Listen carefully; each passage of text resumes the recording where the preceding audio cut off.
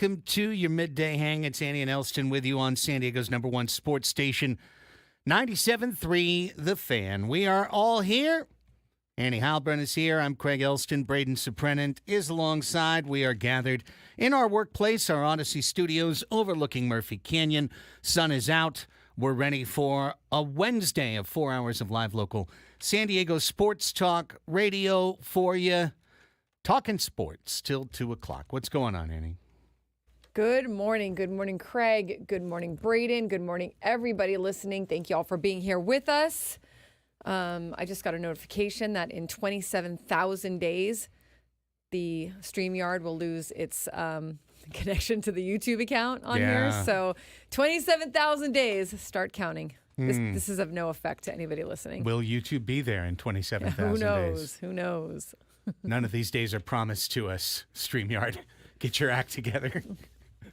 27,000 days. Well, we've got a show for you today.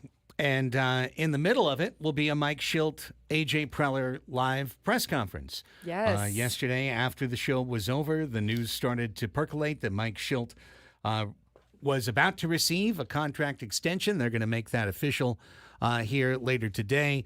A 2-year contract extension on the end of the deal he already had, which gives him guaranteed money through 2027. So at 12 o'clock, we will hear from Mike Shildt and AJ Preller directly. You will hear that live on Annie and Elsten coming up a couple hours from now. That, of course, will kick the 12 o'clock sports fix to 12:25 or thereabouts. Who knows?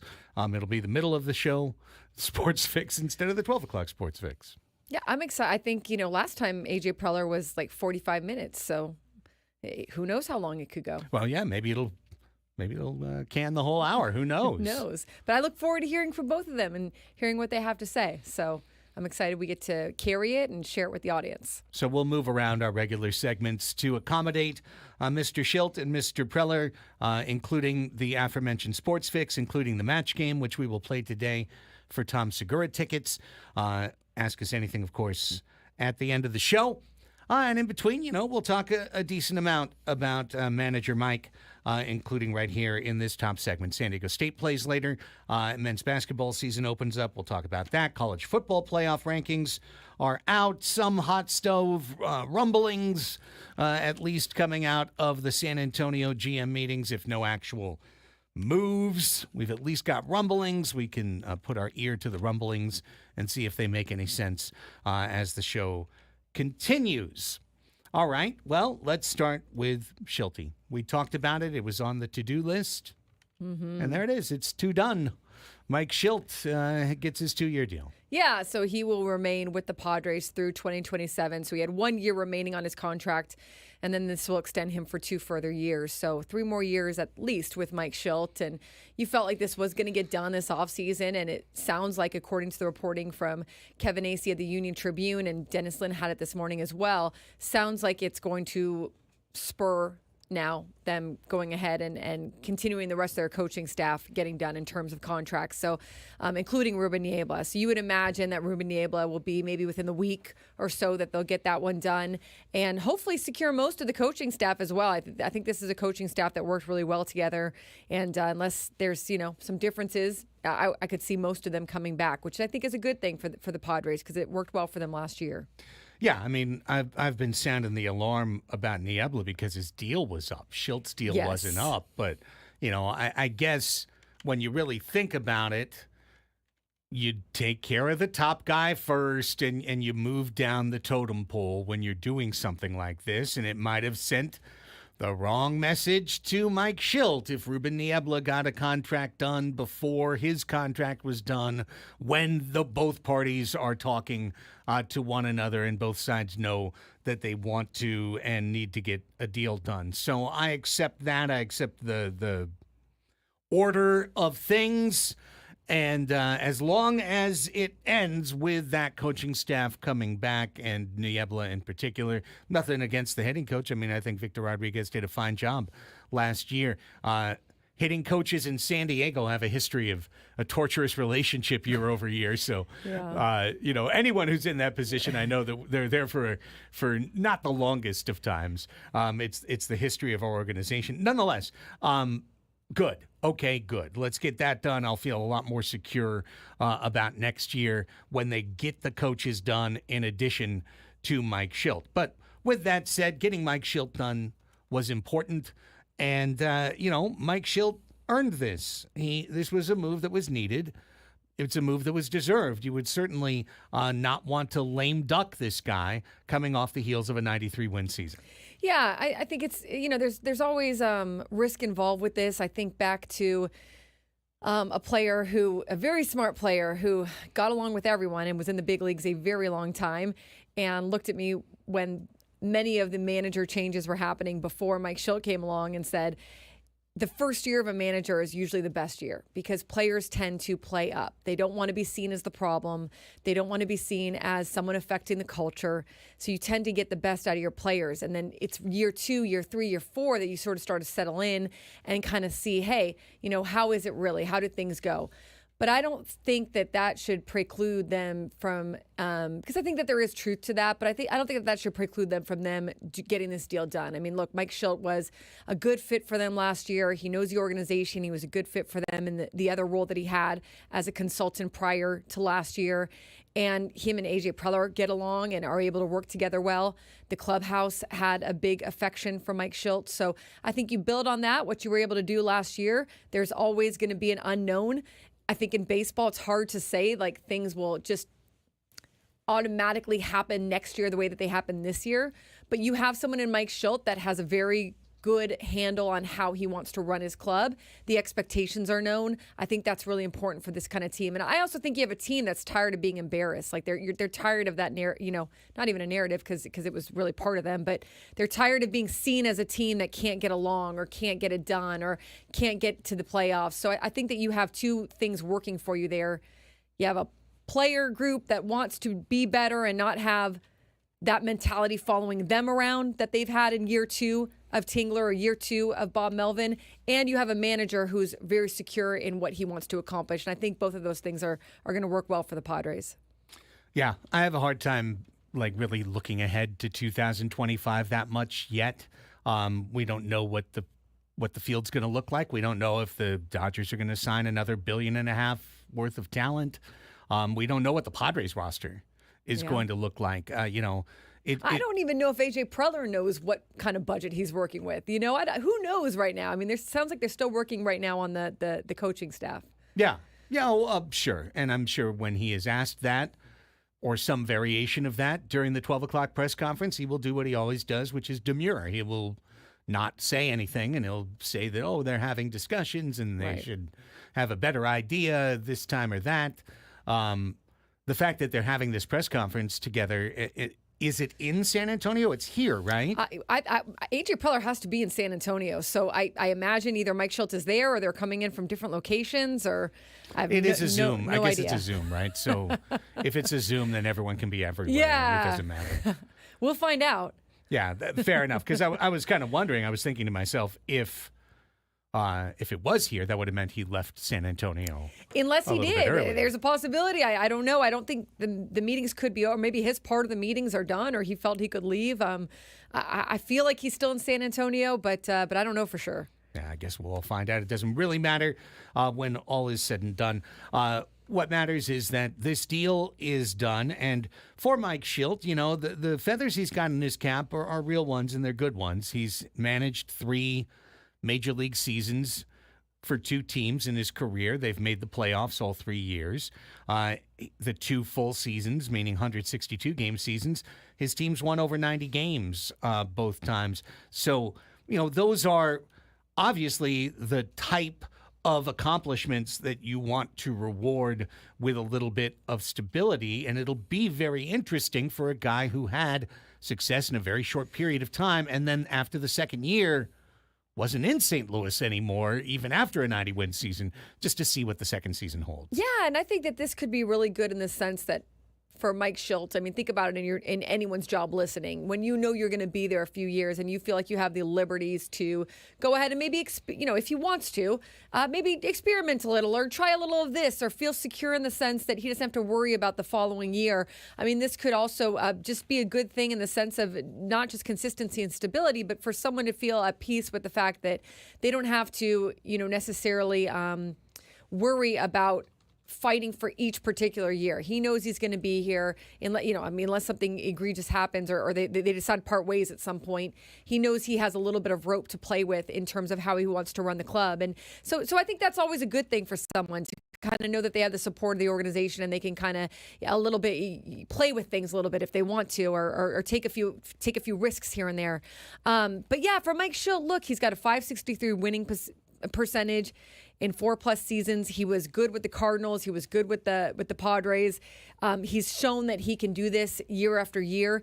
And this is a Padres team that's going to try to go to the playoffs for back-to-back seasons. It will be the first time under A.J. Preller's tenure if that happens. So that's what they want to do. That's what they hope to do. And I think that hiring Mike Shildt to an extension is a way for the team to feel like they are on that path. Well done all the way around. I mean, for the San Diego Padres coming off of a good season and now heading into this year of what? I don't know. Transition, competition. What is it going to be? The fact that Mike Shildt's at the helm tells me, okay, at least from the manager's chair, we're going in the exact same direction that we were this year. Yeah. That's good news. And if you're a player or you're a free agent, you could come over and think you're someone who's considering the Padres. Okay, well, hey, Mike Shildt's going to be part of this club going forward. That might sway your decision a little bit if you want to come to a place that maybe Mike Shildt knows a lot of players. Maybe it's someone who knows him that might want to come play for him or play with the teammates around him that tell them that it was really good last year. So I think that that's good in that sense as well. It kind of sets your tone for the offseason and gives you something to build upon. Yeah, and now from here, we'll get to the actual nuts and bolts of a roster. Yes. And that'll be a lot more interesting and I think a lot more impactful to everybody going forward. But for Mike Shildt, this was the right move. It was a deserved move. And for the Padres, you get that sense of stability. Now we'll have to find out because, Bob Melvin had a multi-year deal too. And yeah, it doesn't, especially with managers, it can end at any time, really. But Exactly. That's for most of the coaching staff. That's for all the coaching staff, essentially. It's for everybody. It's a fickle time. Yeah, it's a fickle business, right? Tomorrow's never promised for anybody. So, hey, Mike Shildt, congratulations.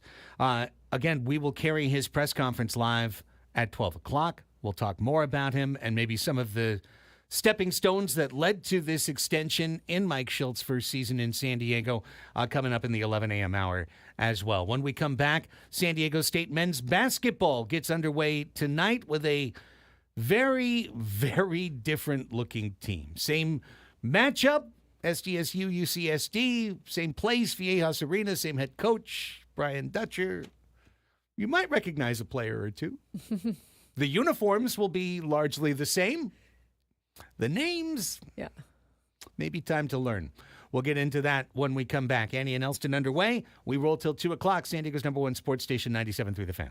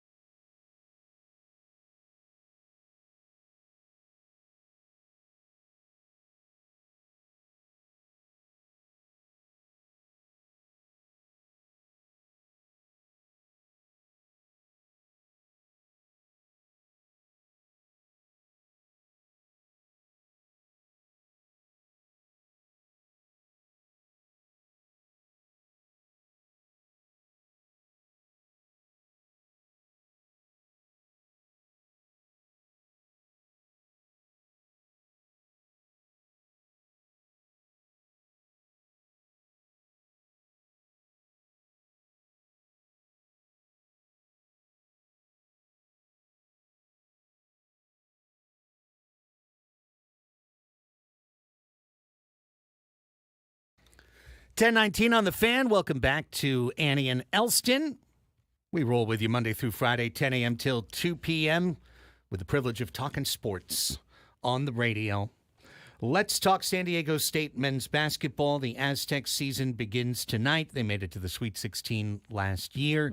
That was a team filled with leadership from the Final Four team, from the national finalist team.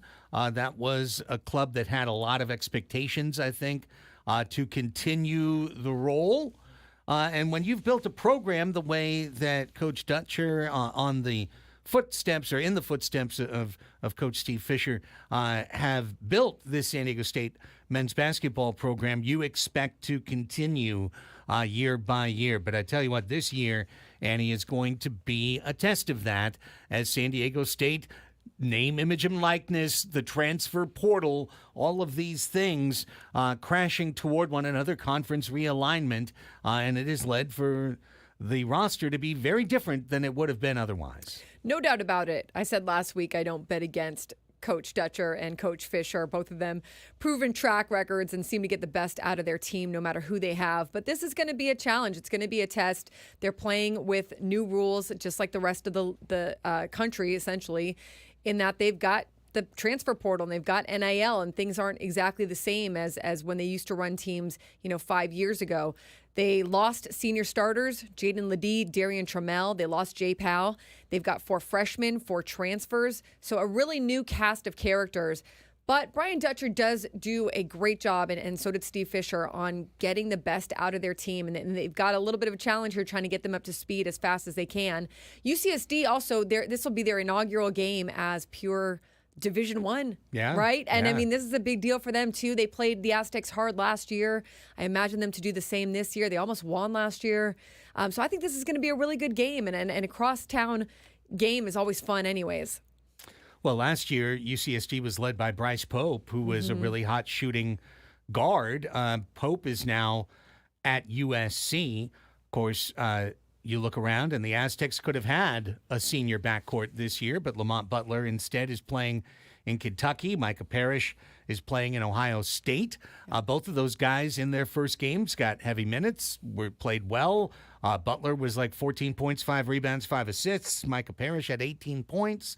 So those guys aren't languishing on a bench. They got a big raise to go to the SEC or the Big Ten, and they are succeeding. That's good for them. It's no good for Coach Dutcher. He has to reload. Now, how has he reloaded? A couple of guys who come the other direction in the transfer portal are 2 guys you're going to see in the backcourt. Nick Boyd, who was a part of Florida Atlantic's backcourt when they went to the Final Four and lost to San Diego State. Nick Boyd, 6'3", expected to be a big part of the backcourt. And Wayne McKinney III, who we've seen across town at University of San Diego. Not exactly a big-sized guard, but a guard that should bring some ball handling, hopefully some ability to penetrate, get to the rim, and a little bit of outside shooting as well. So McKinney and Boyd are the guys trying to fill the shoes of Butler and Parrish. Yeah, and McKinney's got a really interesting story. I had the chance to meet him last year. He persevered through cancer. He lost his father when he was young. He's had a lot go on in his life, and so he's a fighter. He's someone I think that gives you a tough approach in the terms of someone who's gone through a lot in his life and someone who realizes the opportunity that's in front of him. And not a starter, but I think someone that's going to be beneficial for the Aztecs and someone who knows the team well, coming across town from USD where he was last year. Nick Boyd, I don't know a lot about these guys either, just what I've read about them, and I think that we're going to learn with them as we go. But hopefully they're a team that that's going to be up for the challenge, because I think that this is going to be one that you got to kind of get thrown into the deep end pretty quickly. Magoon Gwath is another name we're going to get to know a lot better. Redshirt freshman for this club, but he's going to be the starting power forward for this team because, of course, in addition to the guys who transferred out, you've got players like Jaden Ledee, Jay Powell, who graduated out of the San Diego State program, Darian Trammell as well, somebody who was an important rotation piece from last year. So that means a big-time opportunity for guys to step up. But for a player like Magoon Guath, I mean, he's 7 foot. He's got the type of stretch 4 plus maybe rim protector type skills that you're excited to see in modern basketball. But how quickly can he get acclimated to the speed of the game and get out of practice mode and into game mode? I mean, that's what I'm going to be looking at for San Diego State to be able to get off to any type of good start this year. Yeah, and that's where, I'm reading about some of these guys in the UT from Mark Ziegler, and that's where you see that there is probably going to be some rust that needs to be shook off, or some growing pains maybe within the team. But they did look good for what it's worth against Cal State San Marcos. They seem like they look good in that closed-door scrimmage that they had. It's going to be a different test tonight when you're playing, actual game against another Division I team. But it's a test that I think that in terms of letting the Aztecs know kind of where they're at and what they need to work on, and also giving them a chance to go out there and compete and win this game, I think that they've got a good shot. Yeah, should be a fun one tonight. We'll see how San Diego State gets started. Yeah, and fun for UCSD too. I mean, honestly, whichever team wins, hey, it's good for San Diego. So, I mean, it would be interesting. I don't think San Diego State fans agree with you at all. Well, I mean, I don't come up think, here and it's different talking about UCSD than I guess like Gonzaga or something. I mean, if Coach Olin and his team win, hey, it's a. Well, I'll be happy. Good on them as well, right? Yeah, so I'll be happy. It'll be disastrous for San Diego State, but I'll be happy. I don't know, disastrous. I mean, it'd be pretty disastrous. Well, at home, it'd be pretty disastrous. Yeah, but the first game of the season, Well, maybe again, if UCSD wins, maybe 20 of us can storm the court. Yes. Yeah, it should be. Hopefully, it's a good game, and they both sharpen each other, I think is what you want there. Yeah. No, what's good is having a good relationship between teams. And the real test of that, because this is the payback game, is if SDSU ever allows themselves on the campus of UCSD again. Because if they do, then we'll truly know that this is a long-standing relationship. But what was written after last year's game pretty pointedly was, we'll never do this again ever. Yeah. And look, the Aztecs probably theoretically should win this game, right? So I think that there's a lot more at stake here for the Aztecs in terms of the expectations and what they had last year. But still, I think a good thing when you've got another team across town that's entering Division I officially, and you've got some good matchups here. Well, we just hope all the kids have a good time and that everyone gets home safe. When we come back, the first college football playoff rankings are out, and we'll take a look at how the initial bracket looks, who would be getting buys. Boise State, how are they situated? We'll get into all of that and have Braden guide us through what to expect. As we continue through the first hour of the program, it's Andy and Elsten on San Diego's #1 sports station, 97.3 The Fan.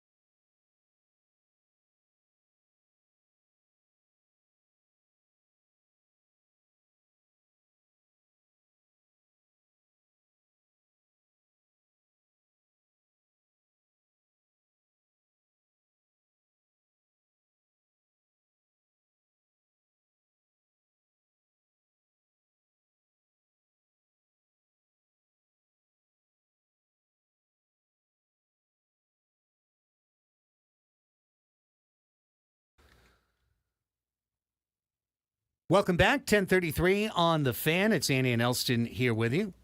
Thank you for updating the liner. I was jumping in to read a liner. There's no liner there. No liner. Let's go. Instead, we've just got sports talk for you, and we've got college football. First college football playoff bracket. Well, not bracket. Rankings have been released, and then every network comes up with their own bracket, right? They just take the 1 through 4 and throw them in. There's a little bit of nuance left to this going forward because, for example, there's an opportunity if Boise State ran the table and moved high enough in the rankings that they could wind up getting a bye and maybe taking away the Big 12's bye or something along those lines. But let's dive in and see what yesterday revealed. And Braden, what do we have? Who are our top teams? What's going on? Well, they ranked, and again, they put the rankings out, but then they had to fill the bracket out based on the rules that they have assembled. So based on the rankings, they had Oregon number 1, Ohio State 2, Georgia 3, Miami 4, and then they went Texas, Penn State, Tennessee, Indiana, BYU, Notre Dame, Alabama, and Boise State. Those would be your 12 teams that would make the postseason, theoretically. Of those 12, then they seed it based on like the rules, right? So like the top 5 conference winners are automatic qualifiers. In this particular case, Boise State happens to be number 12 anyway, as the champion of the Mountain West. So it's not that big of a deal. But if Boise State was ranked like 18th and they had SMU ranked 12th, SMU would get bumped for Boise State because Boise State would be the 5th best champion. In this particular case, Boise State is ranked in the top 12, so it didn't really matter on that end. So even though Oregon, Ohio State, Georgia, and Miami have the top 4, ranked the top 4 teams in the college football playoff rankings, BYU gets the 4 seed as the number 9 team because they are theoretically the, quote, conference champion currently of the Big 12. So they seeded in order like they normally would. So they went Oregon number 1, right, because they ranked number 1.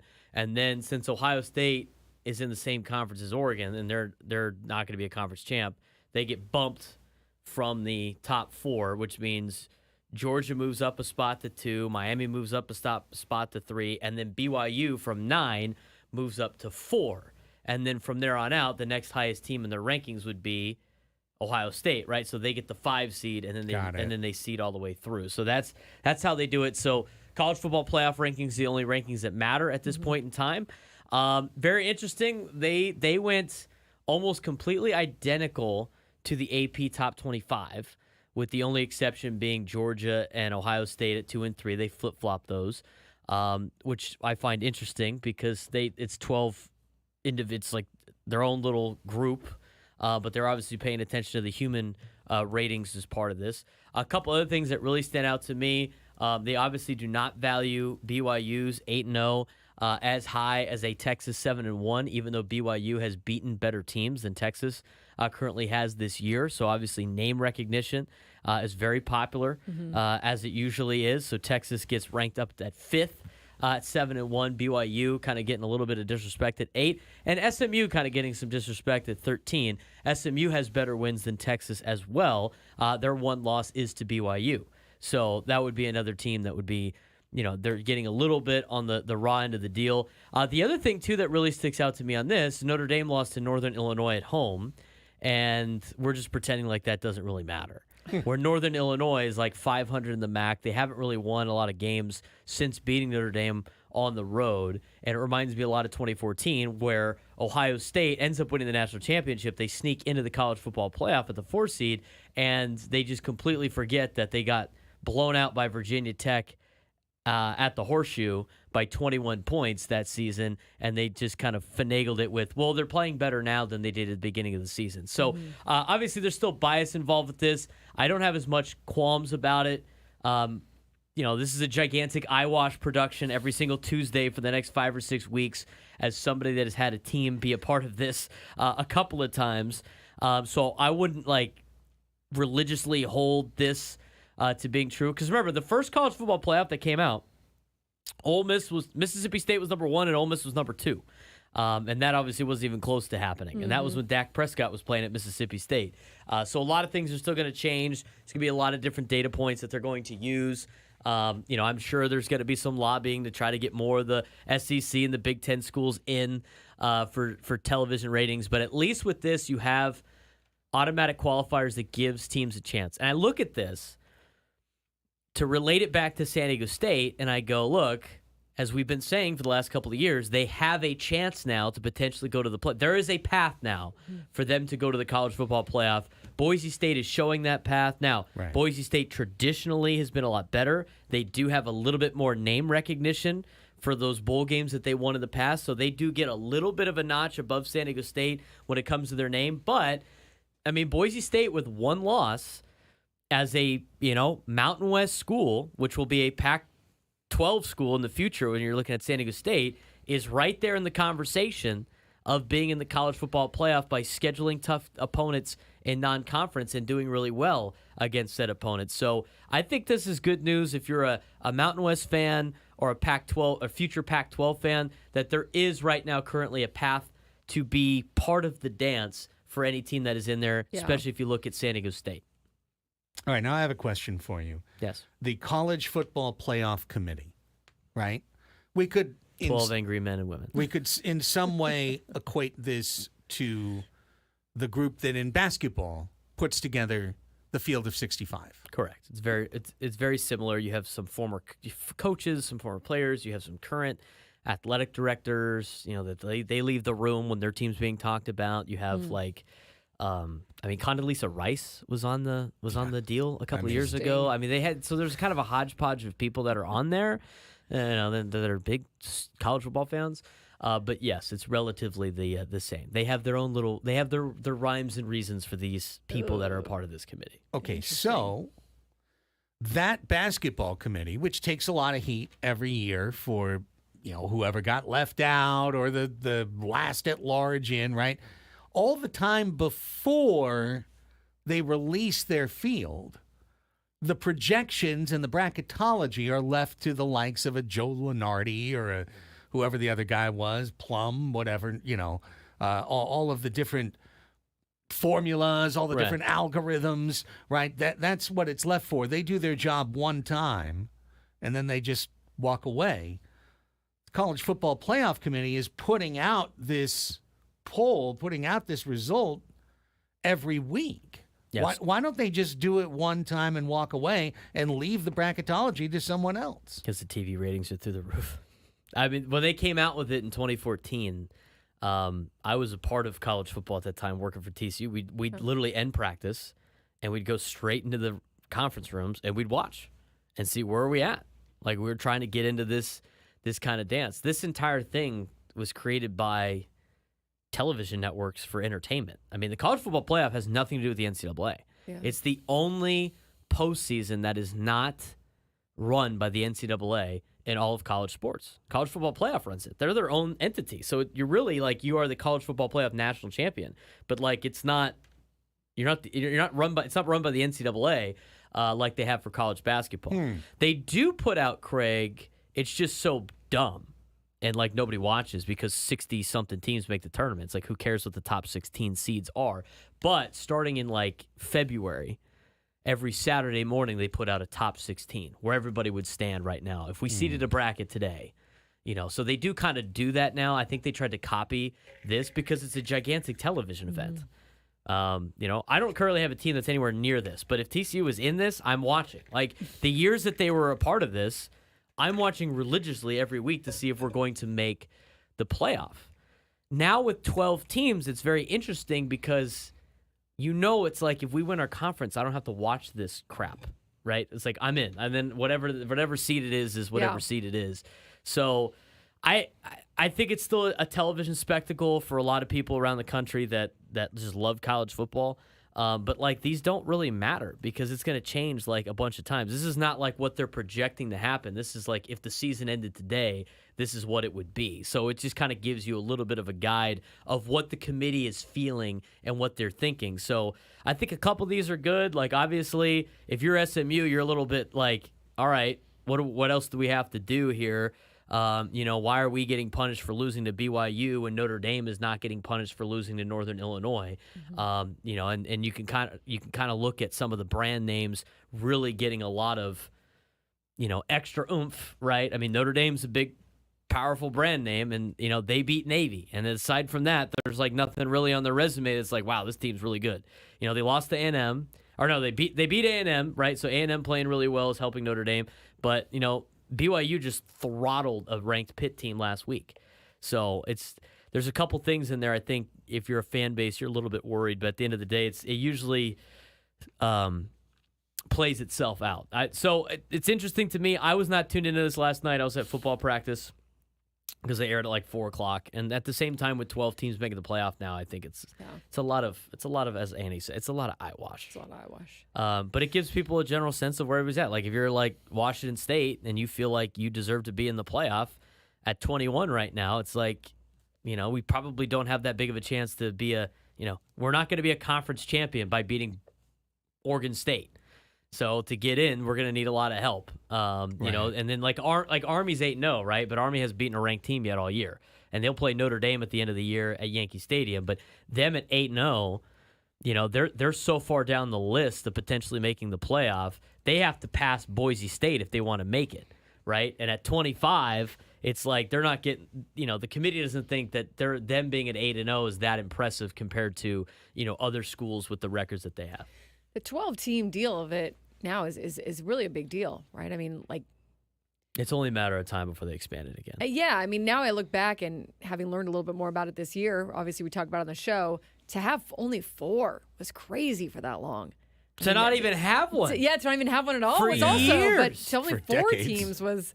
I mean, there were times. Was wild. There were times where you didn't even play a championship game. Yeah. You just had You just had media members vote on it. You're Right. like, yeah, and then you had all these like tri-champions because they couldn't determine who. Can you imagine? As much as this, we talked about the craziness of Major League Baseball with their awards. Right. Let's have the media Media guys pick vote the on the World Series championship. champion. Yeah, without them playing. It's asinine, right? Yeah. Like the same people picking between Skeens and Jackson Merrill. It's like, yeah, you know what?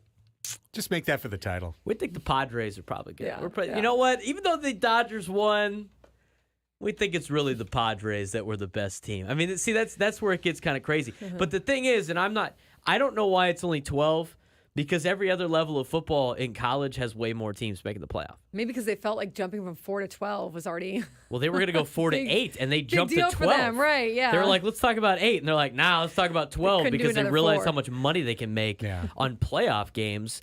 And I'm super against the people that say like it takes away from the regular season. No, it doesn't. I mean, up until last week, it's going to sound crazy. TCU is a playoff contender because they were in 4th place in the Big 12. They beat Baylor.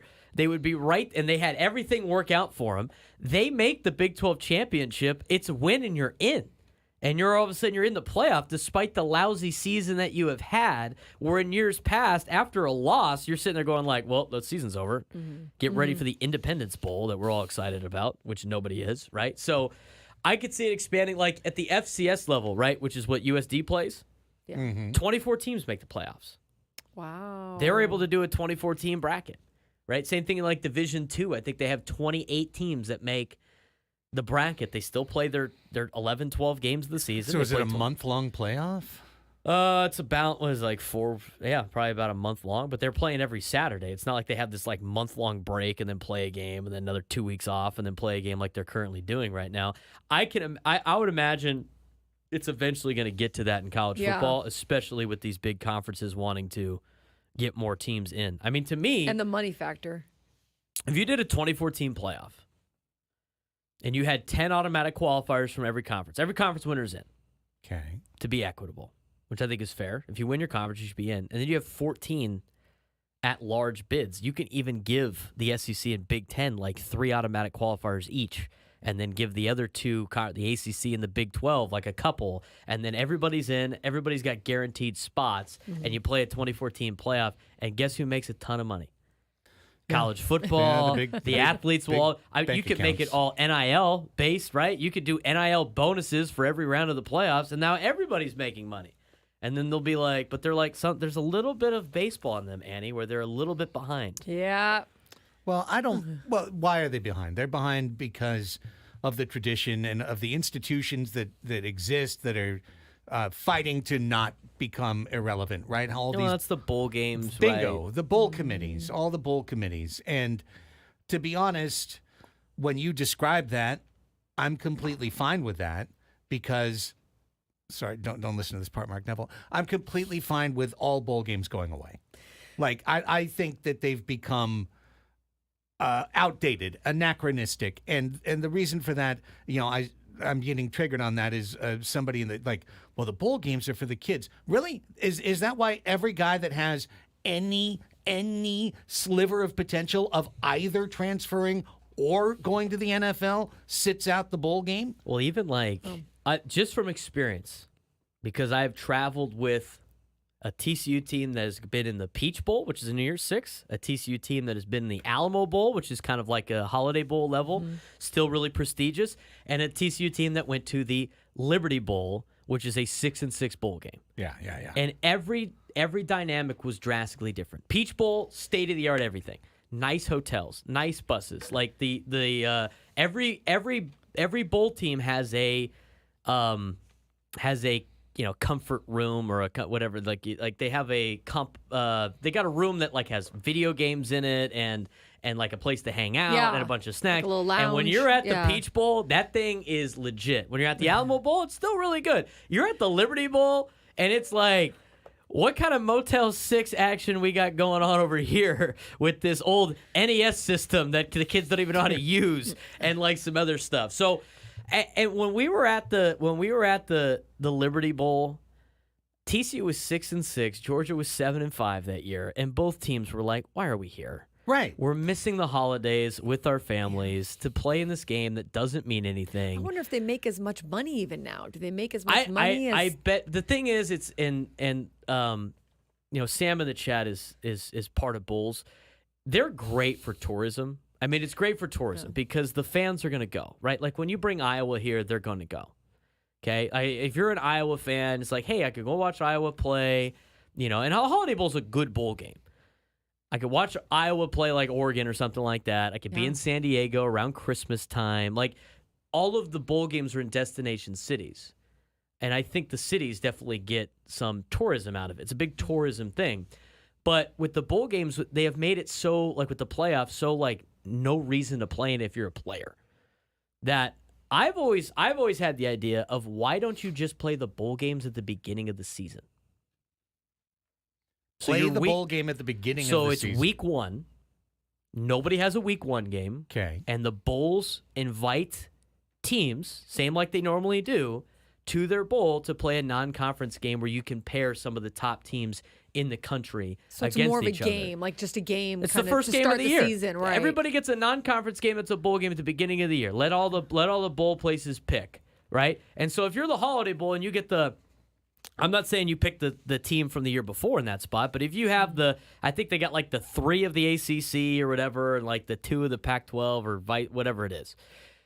At the end of the year, when you start for next year, before the season starts, you invite them to you put your ballots out there, you put your little feelers out there and invitations, and you bring 2 teams in. I mean, wouldn't it be awesome if Oregon played Clemson at Snapdragon Stadium to kick off the season, right? Wouldn't that be super interesting for the people of San Diego? I mean, I think it would be great matchups all over the place. Instead of watching Oregon play Idaho in week 1, you would have all of these teams in different conferences playing each other to start the season. You get great resume builders, and you would have this great week of college football and all that to kick off the season in August.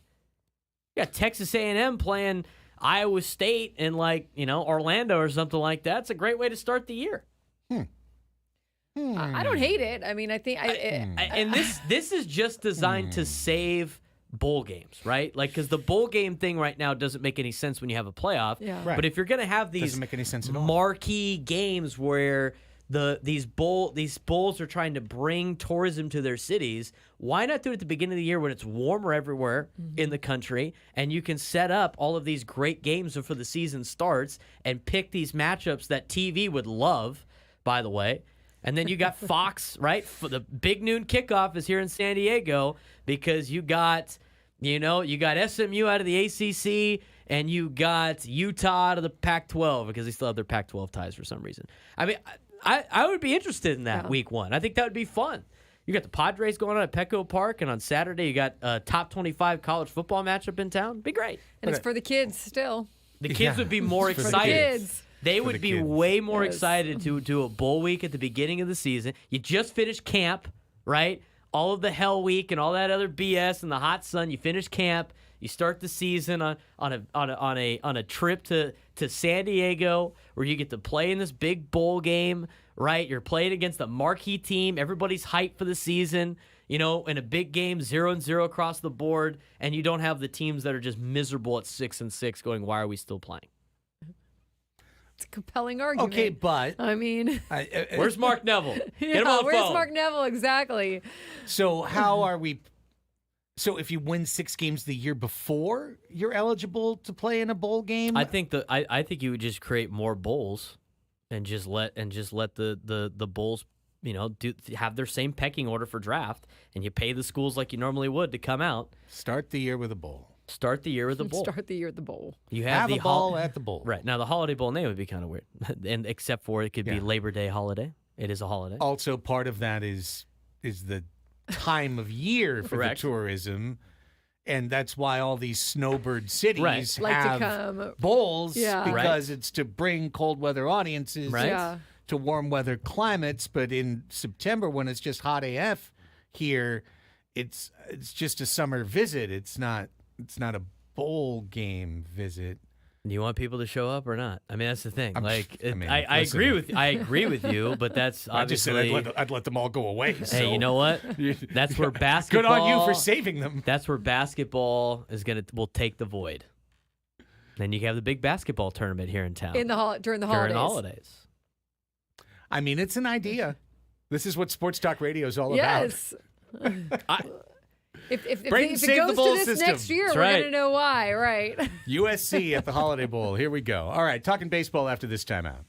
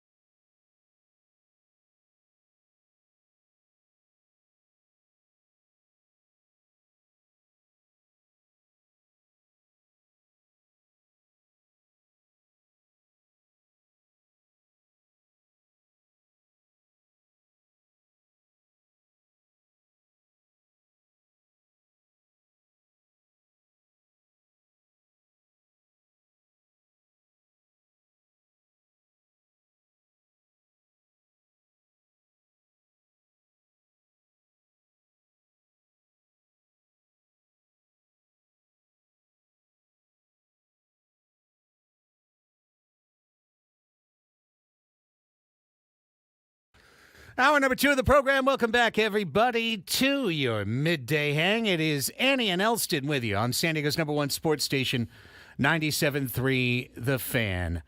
Annie Halburn, Craig Elsten, Braden Soprena. We're all together in our Odyssey studios, coming your way on 97.3 FM radio. We are live on the Odyssey app, streaming worldwide, AUDACY. Good times abounding for all there. Go check it out. Free to use, free to operate. And we are also a live show on YouTube. You can find us on the 97.3 The Fan webpage on YouTube. While you're there, hit like on today's show. Subscribe to the channel. Make sure that you're caught up, as you can catch all of our programming, which today goes all the way till 9 o'clock. That's crazy. 15 hours. Live local San Diego sports talk, because after us, it's Gwen and Chris from 2 to 6 p.m. Then Matt Scraby runs his solo show from 6 to 7. And then Sam Levitt in with Inside San Diego Baseball from 7 to 9 p.m. His new weekly show. He'll be on 2 hours every Wednesday night.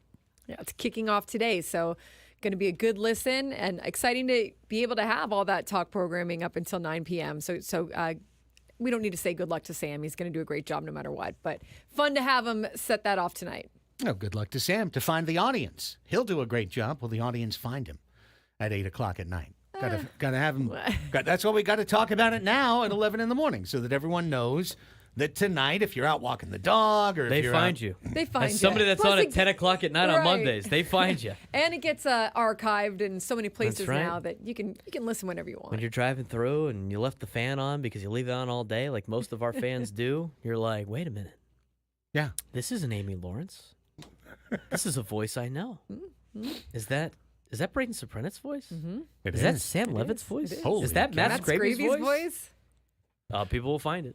Well, that's what's happening today. If you build it, they will come. They will show up, and they will hopefully listen to you talk sports. Can't wait. The Salmonators will come. The Salmonators. Fighting with the Scrabenators. That's right. Duel to the deaths. There's no Bradenators, and there needs to be none. We don't need Bradenators. The salmon. The salmon? The Whoa, salmon whoa, swimming whoa. upstream. Salmon? Salmon. Salmon? Salmon? SALMON? Yeah. Salmon? Salmon. It's a fish? Easily Swims you could. upstream. Okay, I- fine. He could be sponsored by a poke shop. Look, we're on to something here. Locks. You two are. He can have locks. Bagels and locks. Well, the GM meetings continue. We believe that A.J. Preller is still there at 12 o'clock. A.J. Preller will be here on our airwaves on a Zoom meeting. We're just going to carry the Zoom meeting. But he will be introducing Mike Shildt as a newly extended manager, contract extension through 2027 season, tacking on 2 years to the existing year on his deal, giving him essentially a 4-year contract that he's fulfilled 1 year of. Mike Shildt, we'll hear from him live at 12 o'clock. A little bit later in the hour, we'll talk about some of the ways that Mike Shildt earned that contract extension. Right now, though, Annie, a couple of thoughts from the Major League Baseball GM meetings. And this is going to be a very different free agent class Yeah. this year. Last year, the top free agents all kind of had, other than Shohei Ohtani, all had some sort of question mark attached to him. Okay, Blake Snell won the Cy Young, but he's going to be able to put together multiple years. Jordan Montgomery, Matt Chapman. Cody Bellinger. Cody Bellinger had a big year, but was that a real year, or were the previous 2 years where he was really bad the real year? All of those things depressed, other than the Dodgers spending the top of the market. This year, of course, headlined by Juan Soto, who is not Shohei Ohtani, but is a great generational hitter. But it seems like there's a little more money to go around this year, and outside of pitching, I feel like it's a more varied market. I think I feel like this is a market that Jurickson Profar is better positioned in than he's ever been in his career. I think so. I think he and Ha-Seong Kim have a good chance to go out there and make some dough, get a good contract. sometimes it's just that, right? It's the timing. It's the timing of when you hit free agency and when you're able to get these deals done and who's around you. What are the contracts around you? What's the state of baseball? They've got a potential lockout coming soon, if they don't get that new CBA done. So this is a good time, I think, for teams and players to capitalize on what they've got and try to go for it this year. I saw the Mariners saying that they're going to up their payroll. We heard the Phillies saying they're going to up their payroll. There's been teams that have been coming out saying we're going to spend more next year. And I think that can bode well, really well. Now, I point to an article, though, that I read yesterday with the Cardinals, who Derek Gould does a great job for St. Louis Post-Dispatch, who pointed out that the Cardinals were going to make $78 million in 2025 for the TV deal because they were part of Bally's, or now FanDuel. And they've got to renegotiate that contract. So they don't know what the new number is yet, but the Twins just had to renegotiate their contract, and I think it went down at least $15 million or so. So you've got teams also that are looking at these TV deals and going, okay, it's going to be a lot different from $78 million to what is our new normal going to be this year, and then what is our new normal going to be in 5 years. So it's going to be an interesting market. But if you're Jurickson Profar, I think if you're Ha-Seong Kim, if you're some of these guys who have essentially done pretty well for themselves, Jurickson coming off of a really good year, Tanner Scott, I mean, they should be able to go out there and make some good deals happen. Yeah, and again, the more I think about it, the more I believe pretty firmly that Jurickson Profar won't be here next year. I think he's gone. I don't think the Padres can afford to pay him what other teams are going to be interested to pay him. And each day on The Athletic, Will Salmon and Katie Wu are putting together kind of a daily dispatch. And within that, some discussion from Kansas City. The Kansas City Royals, a team that felt like they wasted a little bit of Bobby Witt Jr.'s performance. You mean the Kansas City Padres? Yeah. They got no so kidding. many ex-Padres on that team. It's a perfect fit. Well, apparently, JJ Piccolo's idea is just to look at what we do and then do it. Just All do, right, do JJ. that. AJ Preller's doing a good job over there. Yeah, do that. Be a shame if we took all those guys. I mean, he was up for, That's true. the executive of the year. That's right. AJ Preller can't win that award, but if you grab all the players that AJ Preller originally had, Imitation is his you best form of flattery, automatically right? get up. Yeah. Yeah, this paragraph made me go, uh-oh. Quote, to upgrade their run production, the Royals are looking to prioritize quality contact and on-base percentage. And conversations are underway at the GM meetings. No, you can't have Jackson Merrill. Kansas City batters struck out just 19.4% of the time, third lowest in MLB. Who finished first lowest? Yeah. Us. But had just a 306 on-base percentage, Was 19th in was the the league. majority of that Hunter Renfroe? Yeah, exactly. He's just striking out every single time. Too often, the Royals made contact on pitches outside the zone. Improvement at the leadoff spot may help. The issue among the players who might fit are trade targets like Jonathan India and Spencer Steer or free agent Jurickson Profar. I'm also interested in how many teams might try to emulate what the Padres did this year in terms of contact. And I think that they'll be wrong to think, well, the Padres just didn't hit the Powerball and they just didn't hit it out of the park, which is wrong. The Padres did. But they obviously emphasized contact over anything and did their fair share of putting the ball in play. And then the home runs came after that. So they had a good balance, did strike out or ground ball, a fair amount, right? Yeah. Hit into Ground ball double plays. ground ball Led the double league. plays. Led the league. Right, but that comes with being a contact team. And so, I wonder how many teams, because the whole play for so many years now has been home run hitter, power, get it out of the park. That's what you're going for. You want the slug. And will there be some teams that look at their personnel and go, well, heck, worked for the Padres. Let's try to make that happen. And I think it's easier said than done. You had to have the buy-in that the Padres had and the right roster, too. But you could look at Jurickson Profar for sure and be like, this is a guy who's a contact hitter, good leadoff hitter, sees a lot of pitches, grindy, has that edge. I've seen so many teams now say that they want a player with more edge. They need a player with more edge, which could also be very good for Jurickson Profar. Okay, I've just kept saying over and over, if the market respects Jurickson, then he's gone. I guess I have to ask the question. If Kansas City could look at Jurickson Profar and say, here's somebody we think can fundamentally help change what our offense is doing. If Philadelphia is looking at Jurickson Profar and saying, here's a guy that can bring an attitude to our team, that can bring a little spark, that can bring that on-base percentage that we need. We're lacking a little bit in our corner outfield production. Here's a guy who could change things up.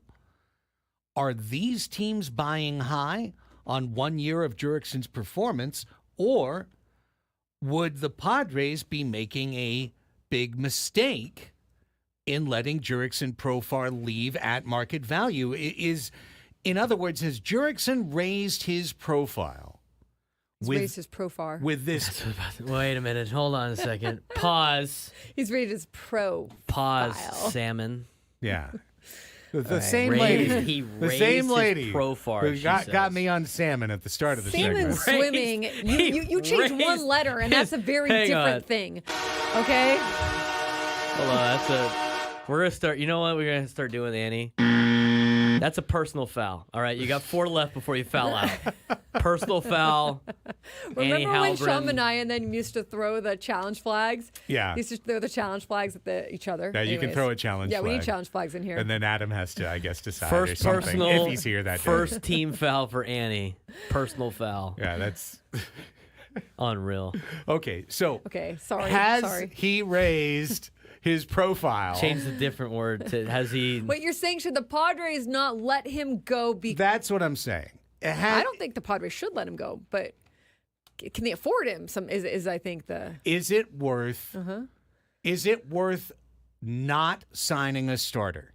Is it worth not making a deal? Is it worth maybe trading away an Arise or a Cease or a King to clear the salary room to keep Jurickson Profar for the next 3 to 4 years because he's just that important to the Padres, but he would be that important to any other team that employed him?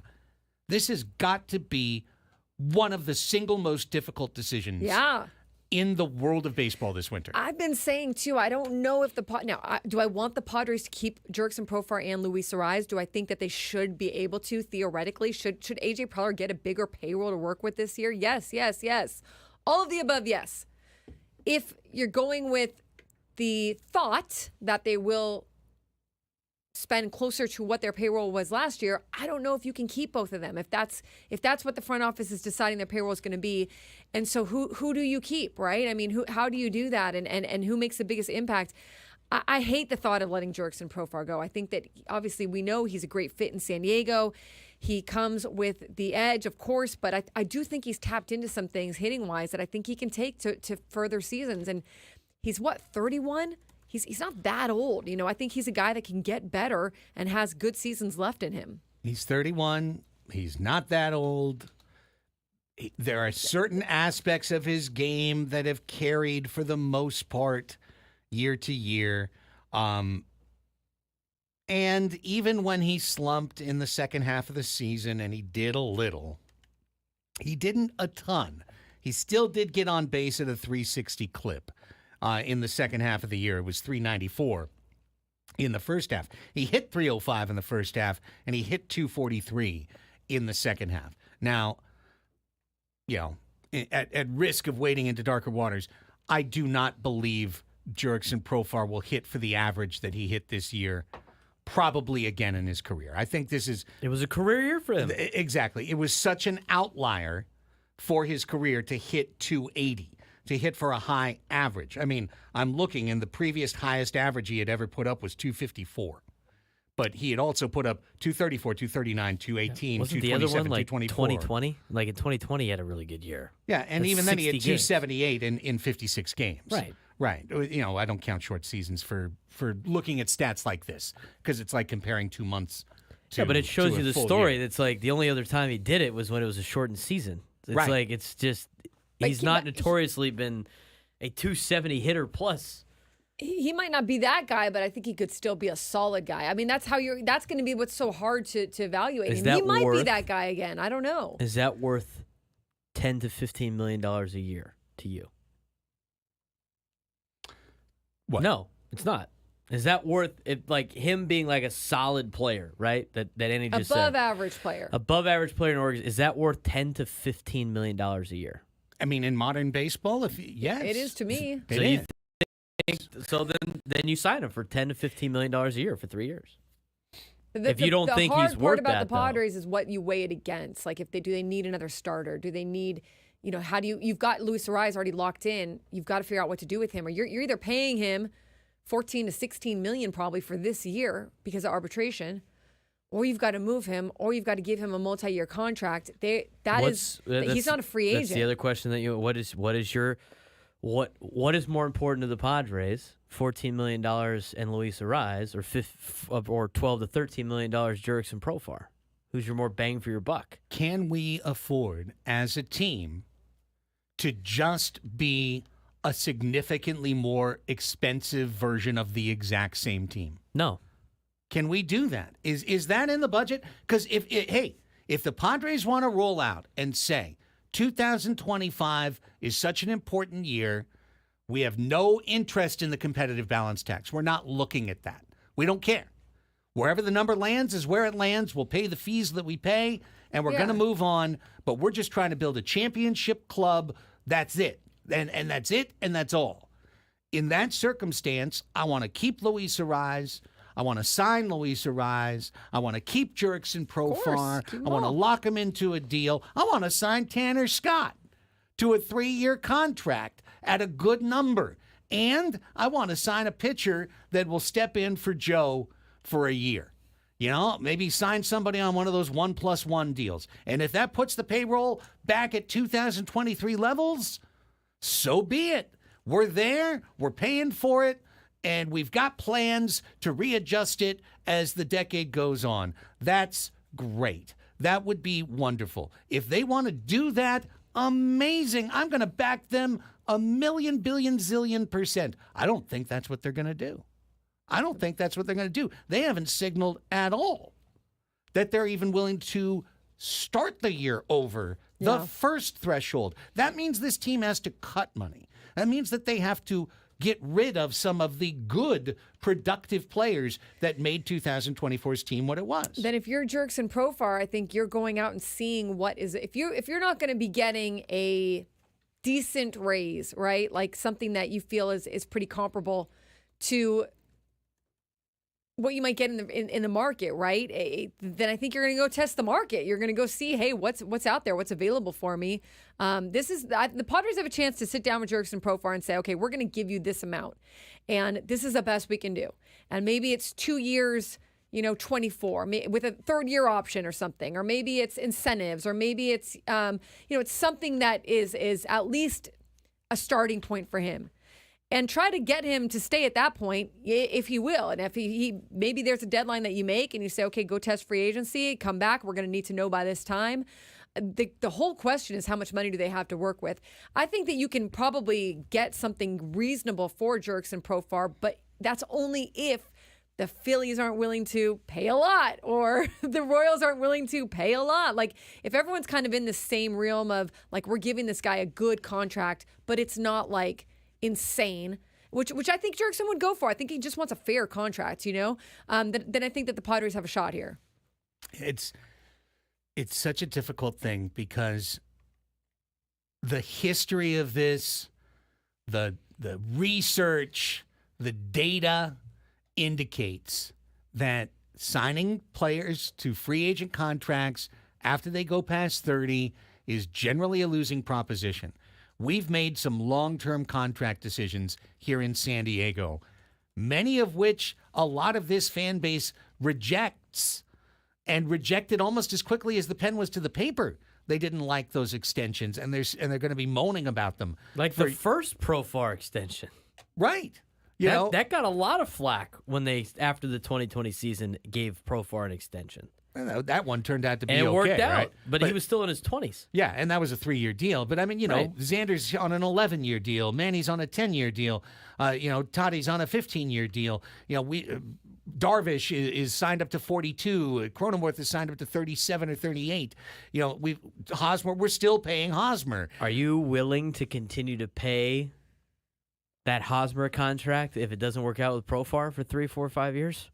That's what I'm talking Exactly. about. That's the thing. That's the risk. I don't know if he's going to get like 5 years, though. But you even if know? he gets I feel like he's going 3. to get 2 plus an option or something. I feel like he's going to get. I think the Royals can give him more than that. Yeah. Yeah, and I think They the can Phillies could afford give it. him more They than that. both can afford. They both can afford the risk of it not working out for that kind of money. Where the Padres, the reward is great, but I don't think the Padres can afford the risk of if he played like he did in Colorado, which was his worst. That'd be like the ultimate flip for $12, $13 million a year. Padres cannot afford to miss on this like I think the Royals currently, as constructed, can, and the Phillies currently constructed Also, can. we don't have a replacement for him in our organization. Correct. You're going to So, go out and get someone. Brandon Lockridge isn't going to be the everyday left fielder, I don't think, for the San Diego Padres in 2025. Yeah, they're kind of back to, they've made a mess of their own making with some of this for the Padres. And we talked about that last offseason, too. You got to kind of climb out of some of that as best you can. And I see comments in the chat, which I completely understand. They made record revenue. They had record sellouts. They made it into the playoffs. There is an argument to be made for should A.J. Preller have a bigger checkbook. Again, I think that there are some restrictions because of the debt and all that stuff. But is there a way to lift this checkbook a little bit for him? And that's a question we don't know the answer to. We haven't even heard from any of them in terms of the Erics. We don't even know honestly. Look, Eric Katsenda He's an interim. He's an interim. Is he still going to be the chairman or the head of this organization? If not, who is it? Right. So there's still a lot of questions to be answered that are around the Padres. We are overdue for a timeout. When we come back, Shohei Ohtani was just jiving everybody during the World Series as he tried to play with a torn labrum. And he did. You know why he kept holding it? That wasn't to remind him how to slide. It was because he had a torn labrum in his shoulder. We're going to talk about the latest Ohtani surgery when we come back. Plus, before the hour is up, the stepping stones that made Mike Shildt extension worthy for the San Diego Padres. And at 12 o'clock, you hear from Mike Shildt and A.J. Preller live. That's all still to come on San Diego's #1 sports station. Andy and Elsten here on 97.3 The Fan.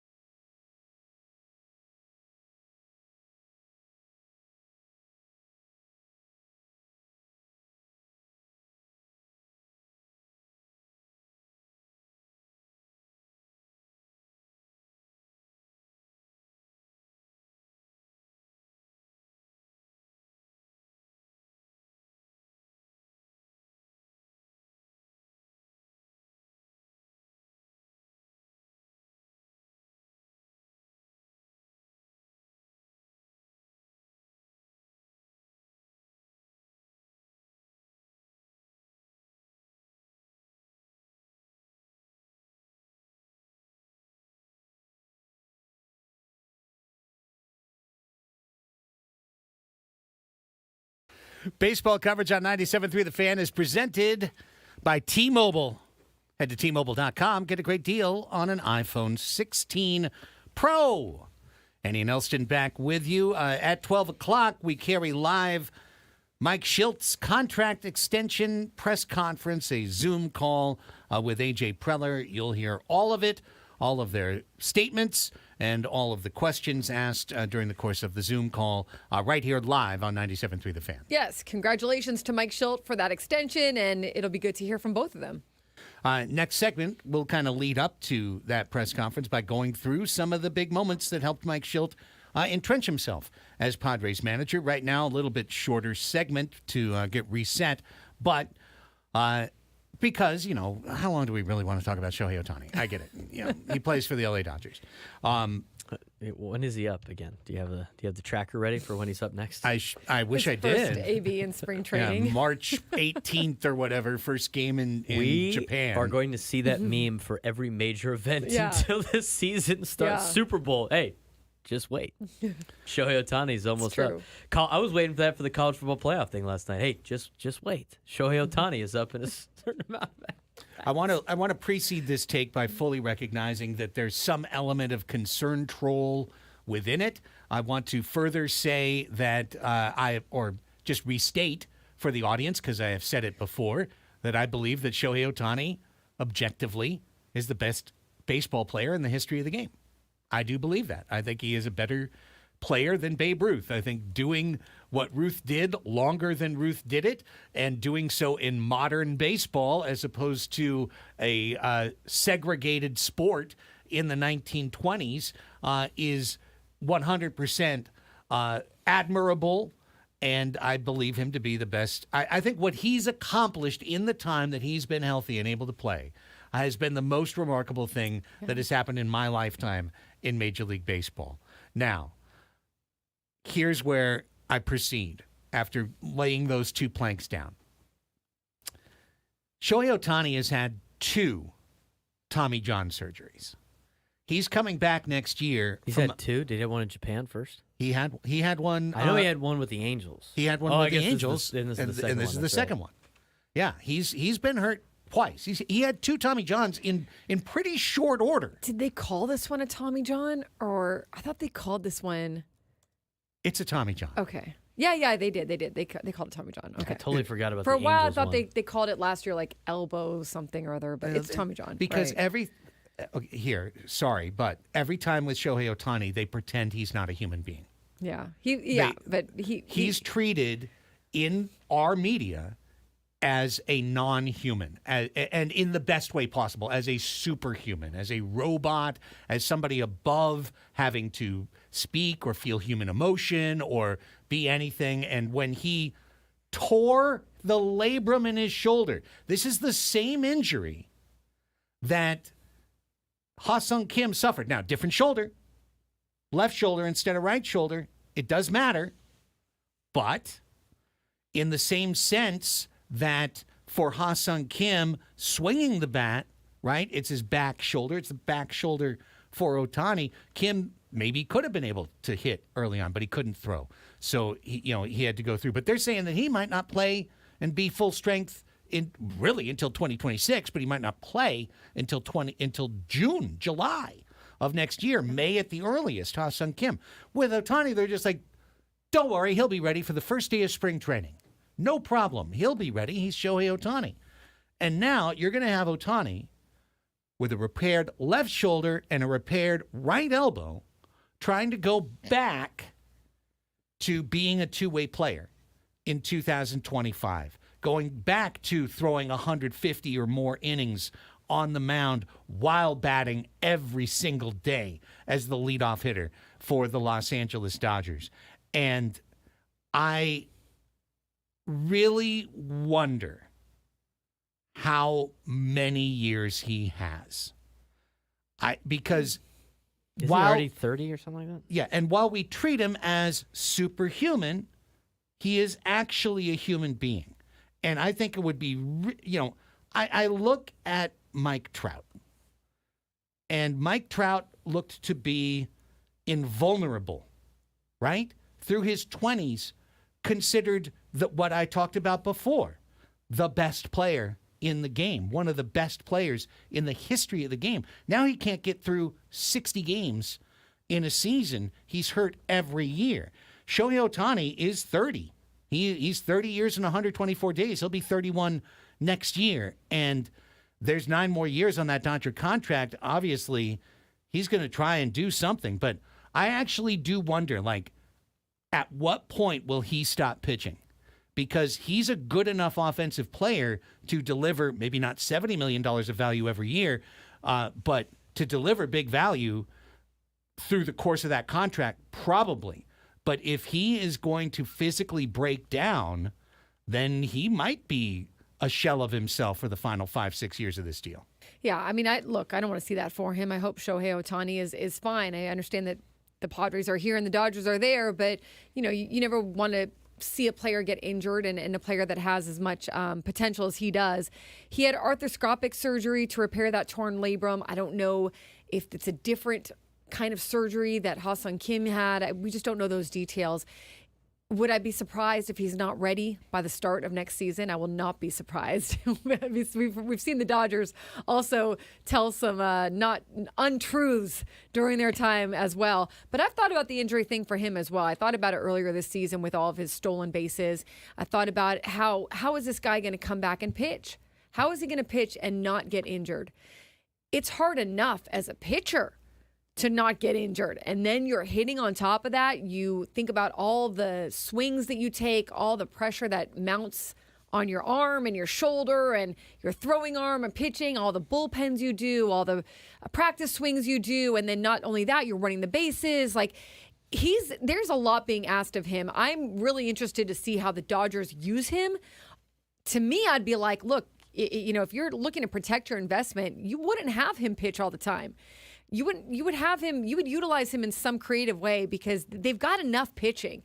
You want to throw him out there and become a frontline pitcher.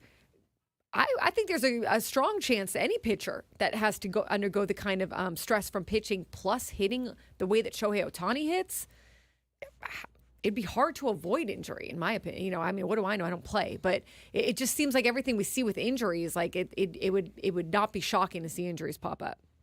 Yeah, I guess, again, I'm not rooting for any of this stuff. It's just a matter of remembering nothing lasts forever.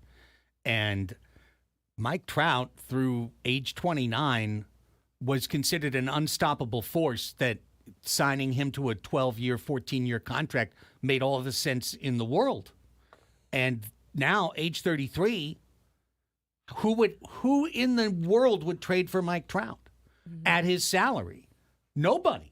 Like, even the Phillies probably wouldn't trade for Mike Trout as much as he loves Philadelphia and reveres Philadelphia. They wouldn't be able to do that because they would be considered a gigantic risk. And he just turned 33.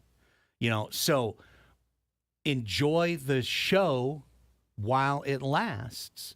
I don't know how long he can do it going both directions. Yeah, and Adam in the chat, Adam Klug asked, doesn't he have to pitch to justify his contract? I mean, yeah, he got paid a ton of money, but he's not going to justify it sitting on the bench either if he's injured.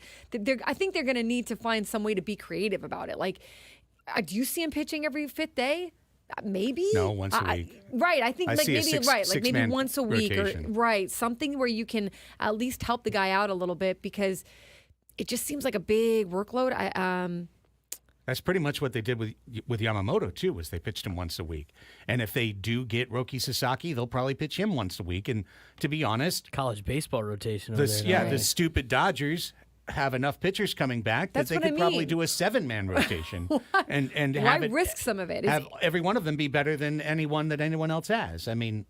I honestly don't know, too. Is Shohei Ohtani's pitching skills, are his pitching skills as elite as they're pretty elite. Their front line? Well, then maybe you do. Maybe you say, hey, well,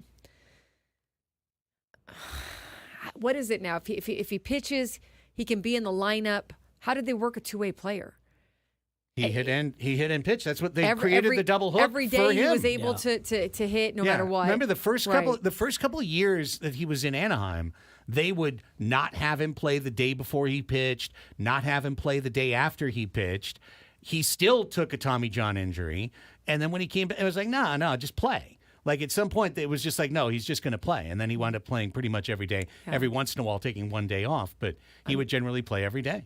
I mean, if he's done it, maybe his health gets him by a little longer. Maybe we're wrong, and he's able to sustain more health and more longevity.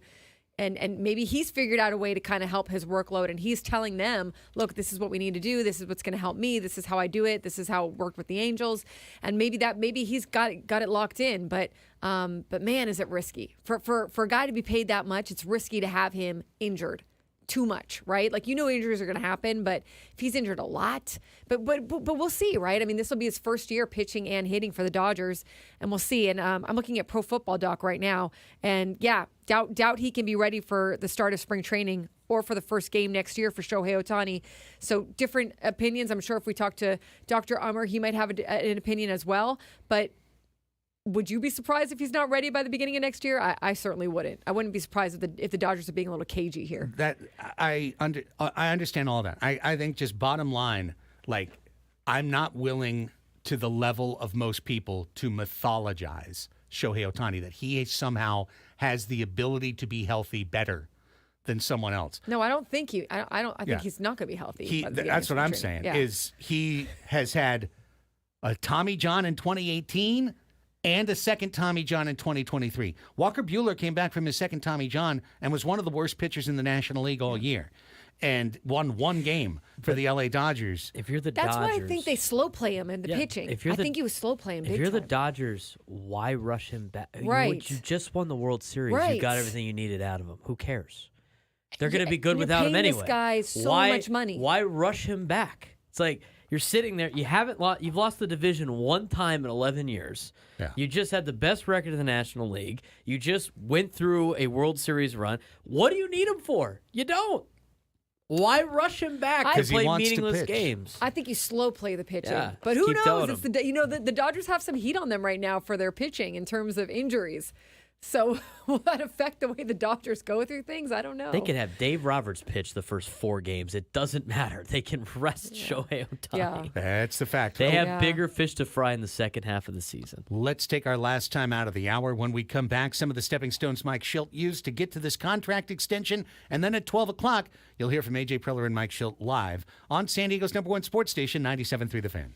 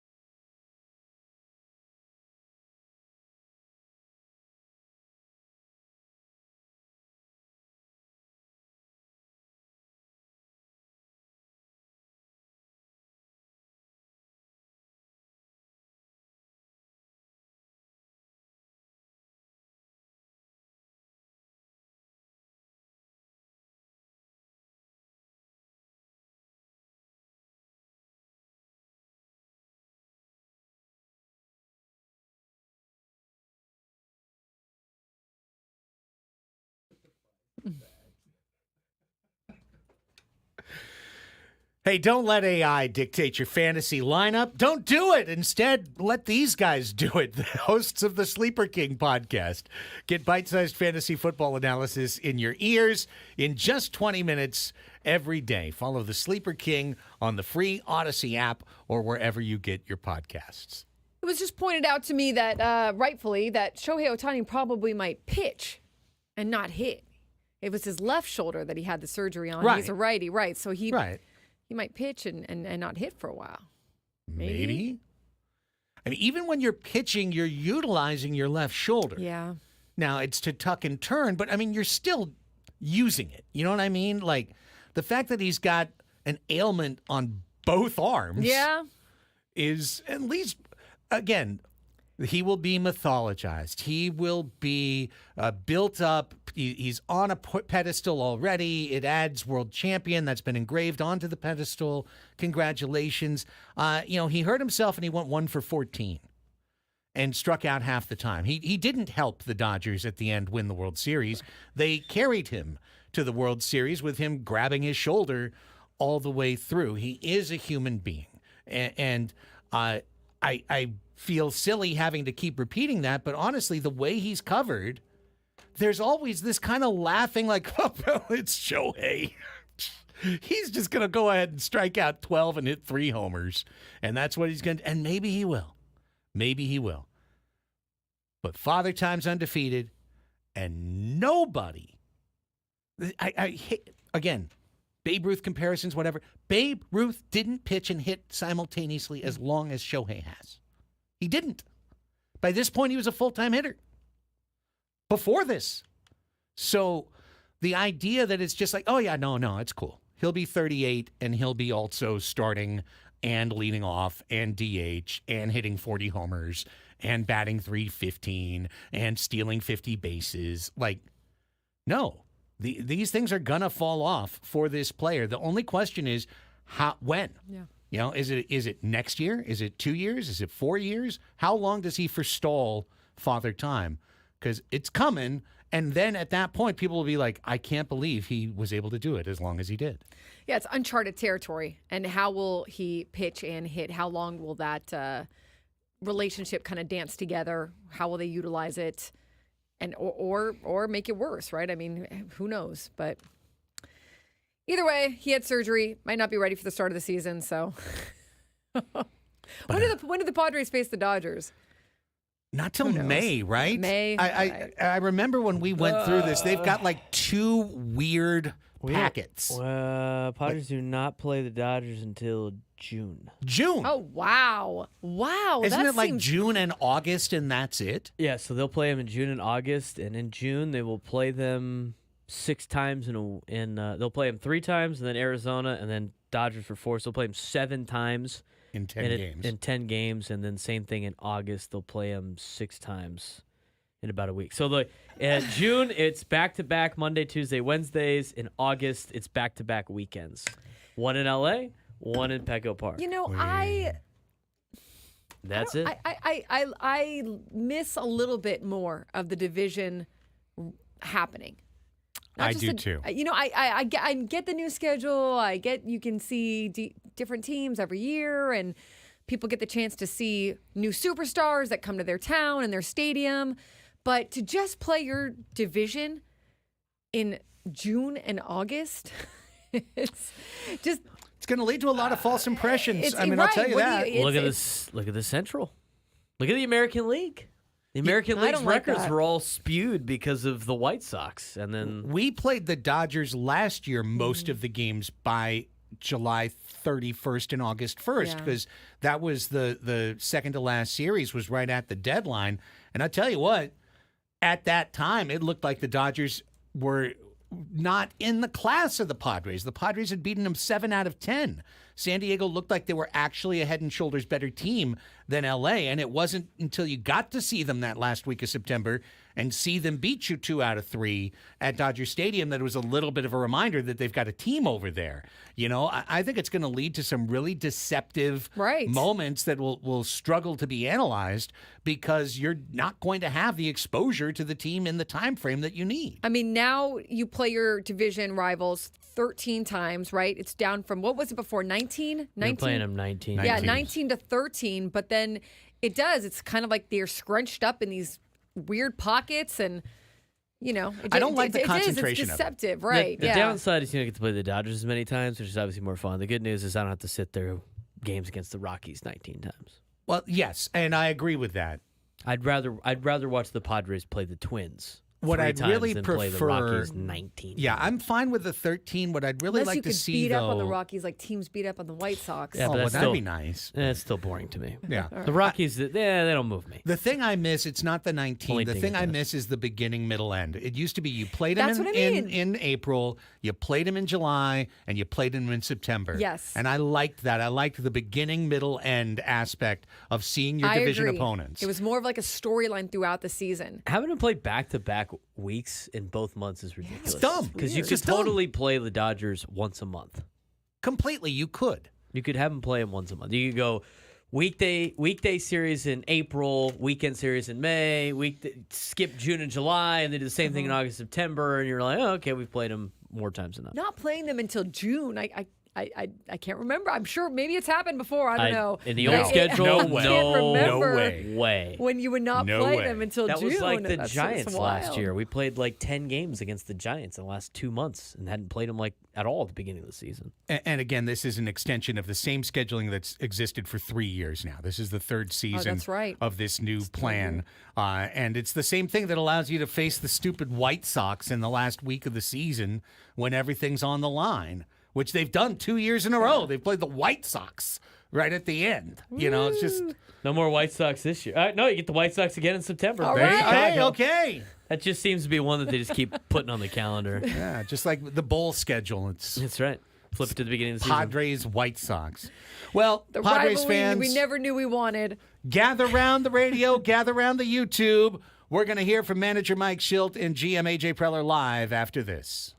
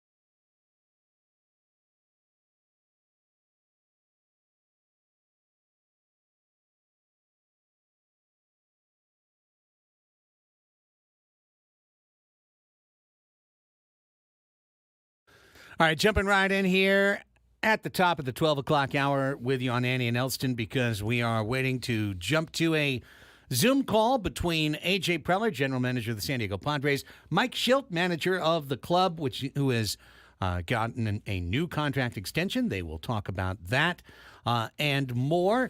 Shildt from San Diego, Preller from the GM meetings in San Antonio.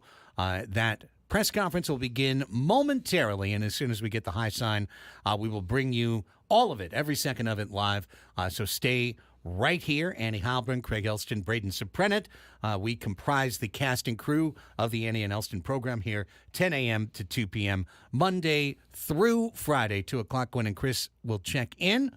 They will go from 2 to 6. Matt Scraby will carry the baton solo from 6 to 7. And then tonight, you'll probably hear some more Mike Shildt reaction and sound on the debut of Inside San Diego Baseball with Sam Levitt. He is now on every Wednesday night in the offseason with Hot Stove Talk from 7 to 9 p.m. That was me vamping. And didn't quite get there. I thought I would make it. They're waiting for AJ to log into Zoom. Well, congratulations to Mike Shildt. Gets extended through 2027. Had a very good season. First inaugural manager season with the Padres. 93 wins, second most in franchise history.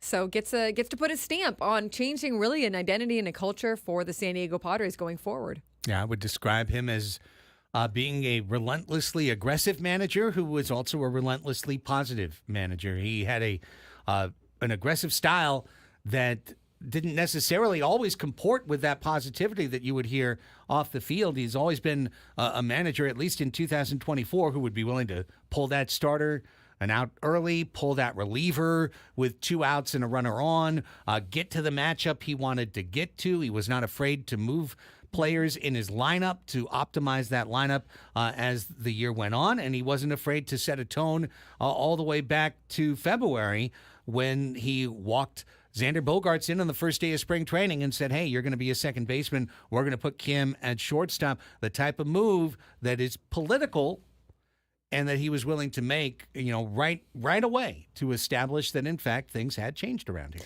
Yes, I don't know for a fact that was his decision. It could have been front office. But either way, he managed it and did a good job of doing so. All right, let's go live now to AJ and Mike. All right. We'll go ahead and get started. If you have a question for either Mike or AJ, please put your name into the group chat and we'll call on you. And both Mike and AJ wanted to open with a statement. And so we'll go ahead and start with AJ. Thank you, Darren.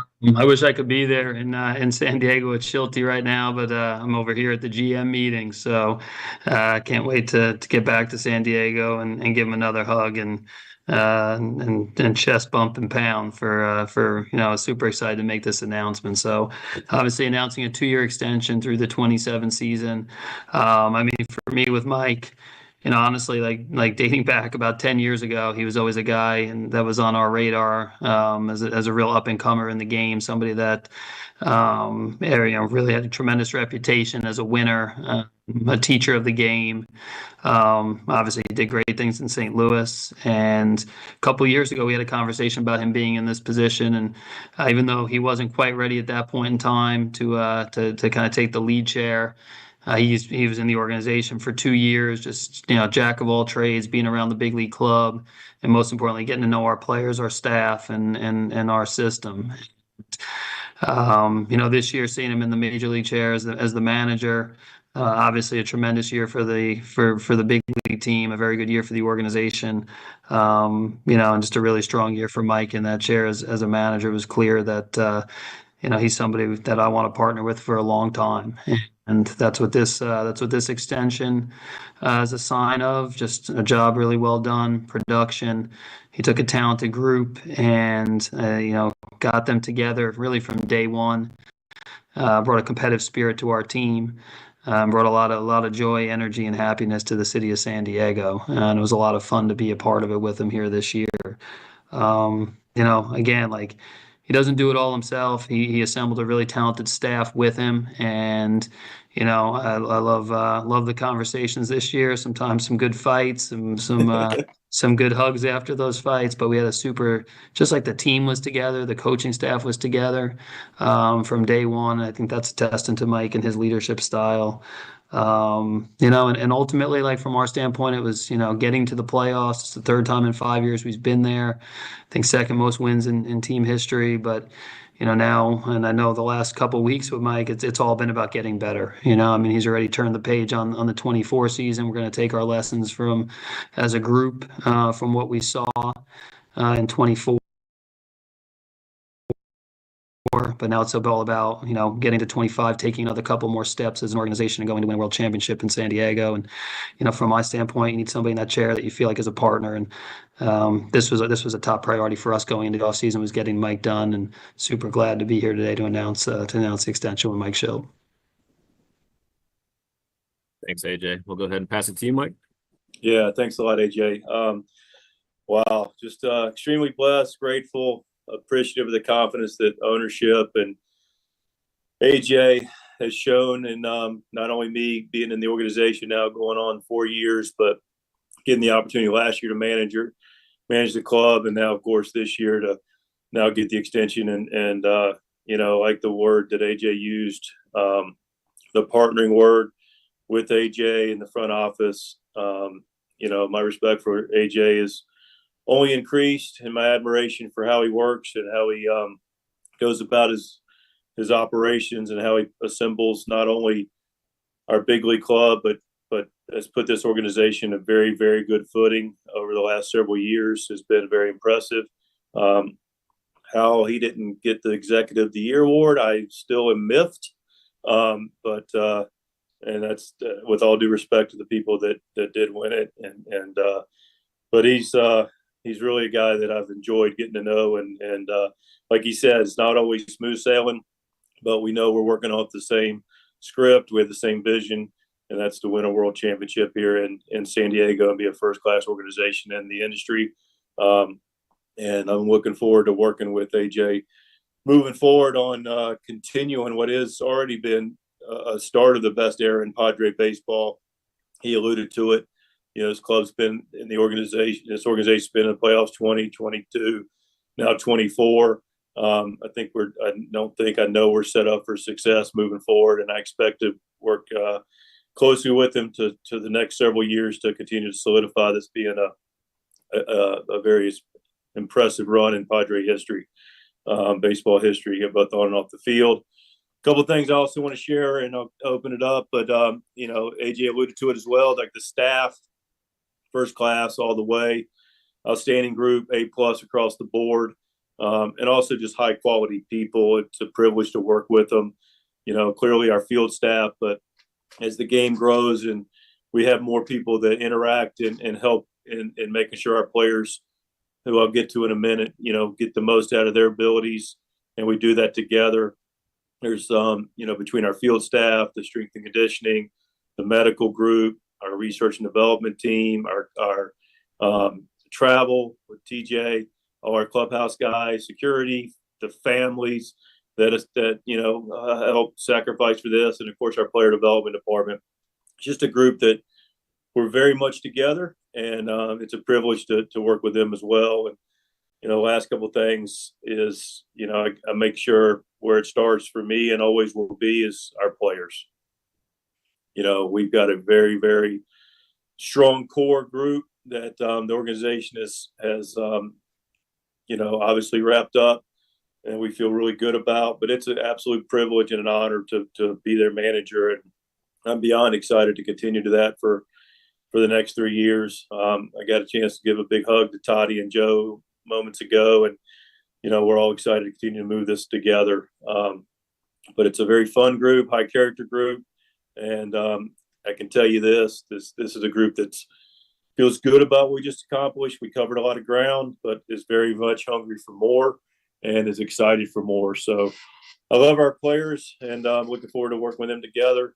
And then the last thing is the fans. I mean, wow, what a group, what a passionate fan base, that loves the game. And is, it's exciting to me that not only we have the 46,000 plus or 47, whatever the number is, but also the Friar faithful that when we go on the road, man, we're seeing a lot of Padres gear everywhere we go, regardless of city. And so excited about that. And, listen, you can expect the same entertaining style of play. I love the players play with enthusiasm, passion, and joy.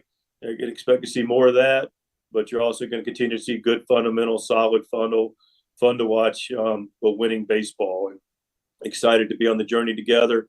I'm more of an action versus words guy, so we'll just continue to move the mission forward for the fan base, and know I are going to do everything possible to make sure that continues to happen. And then lastly, to make sure that we're looking towards satisfying Peter Seiler's vision of you can see it behind me, a parade one day will be in San Diego. And that's what this is all about. So again, thanks for listening. I'm very grateful and welcome to answer any questions that you may have. Awesome. Thank you, Mike. We'll go ahead and open it up to questions. We'll start with AJ Cassavell. Mike, congratulations. You answered a couple of my questions already, but I guess I just wanted to ask about the discussions and kind of how they came about and how they went down over the last few weeks, and maybe like what vision was laid out for those 3 years coming between you and the organization for how this thing will build on what 2024 was. Yeah, thanks, AJ. We got done with the season, and I know everybody in the organization was a little bit of, in a little bit of a rightful stupor about, how it ended. And then you look up and realize that, a lot of good things took place and started the process working towards next year, as AJ mentioned. And, AJ and ownership came to me about making sure that I felt valued and appreciated, and we were going to do this together moving forward for a longer period of time that was secured. And, obviously I was very, very happy about that. Relative to your question about what that vision looks like, I'm sure AJ can chime in as well, but, we're going to start meetings, tomorrow with our pitching group, Thursday, Friday with our big league staff and player development and AAA group to talk about what we just got through experiencing, what we want to capture from it, and then how we're going to move it forward individually and collectively with our pitching. We'll do our defense and base running, infield, outfield, base running, and catching over that Saturday and Sunday. And then we'll do our hitting group on Monday and Tuesday. So the vision is really just a continual process of what we've been able to do and some of the process that we've been able to put in place. The one thing that I was able to share with the staff right after the last game we played, and I said, the good news is we covered a lot of ground, and we've got a lot of process that we feel good about. We partner with our players, most importantly, that they're a part of the process and how we operate and how we compete and how we win. But the really good news is that we're just getting started. Those processes still have a lot more depth to them. There's a lot more tentacles for them. So, and again, the last wrap up point is the partnership with the players. I've been able to have lunch or dinner with a lot of the players who are still in town. Like I said, this group's still hungry, but also the players and the staff, we all recognize together that there's a lot more meat on the bone, and we're about to go chewing on it. We'll go to Kevin Acey. Hey, Mike. What has you optimistic? Because you are generally optimistic, but what are the top tenets of why you're optimistic? You mentioned right after the NLDS about expecting the playoffs these next few years, and now that you're going to be the manager, it looks like. What has you so optimistic? I'm optimistic that we have an organization that, is starting at the top with ownership, AJ. We've got a lot of confidence in that group. I don't think about our roster. I didn't think about it last year, and getting to know AJ. I mean, he allows me to chime in and share, my thoughts, and our staff gets to share their thoughts. But, I'm confident that, he'll continue to do a great job of giving us the resources we need to compete. So it really starts there. And then kind of what I've just got through speaking about, I'm really tickled about the staff. AJ will talk about our staff. I'm sure it'll come up at some point, but, I'm looking forward to the staff staying together, being together, growing together, taking the next steps. So that continuity between the staff and the players on the field, we've established a good base for that. We're only going to deepen it. And, based on, the commitment I feel like we're going to get from the ownership and the job that AJ will do, and then coupled with, what we're doing on the field with our players and our staff, it's only going to improve and allow that continuity to allow us to take the next steps. How important was this to you, to not go into next year and just have it be 1 year? And also, if you could just speak to, you came in talking about alignment. If you could just elaborate on your relationship with AJ. Yeah, I'll start there. I mean, I alluded to it. Our relationship for me is as important as any other relationship, or at least at the top of the food chain in this organization's success. And we do it. We talk daily. We spend a lot of time. We both have a shared passion for this game and a strong desire for competitive greatness. And that's what fuels our relationship. And we're able to have just honest dialogues that, we don't agree.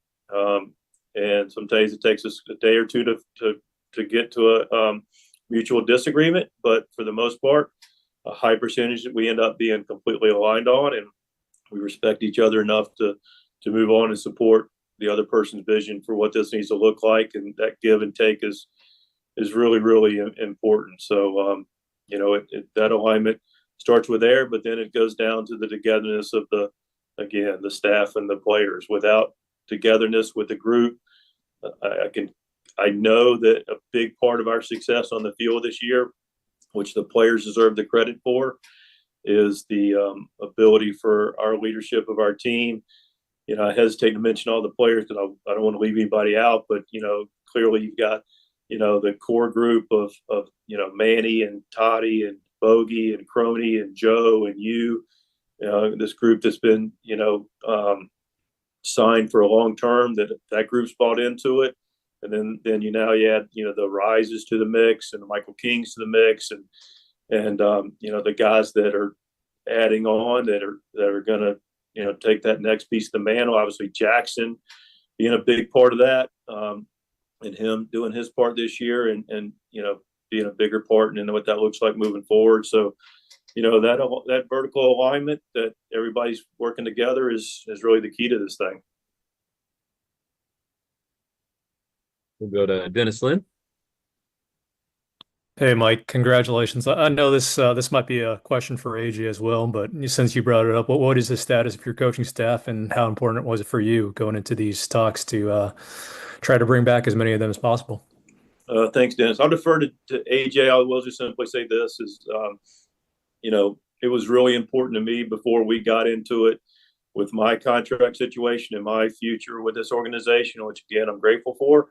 But as AJ can attest this, before that started, I wanted to make sure our staff was taken care of, and it's a big staff, and there's a lot of conversations, but the importance of the staff being together was really vital for me to be able to lock into this extension. But I'll let AJ take it from there. Yeah, I think, Dennis, like Mike mentioned, I think since the end of the season, it's really like parallel paths for our baseball ops group. When one path is obviously getting Mike done, and then Mike and myself, it's almost been every day, honestly, just sitting down, and it's a review mainly of our staff. And I've been around managers that don't really want to be a part of that at times. Like, to me, I think it's super healthy when you have general manager sit down and just like honestly can walk through, hey, like at the end of the day, the things that our staff brought to the table.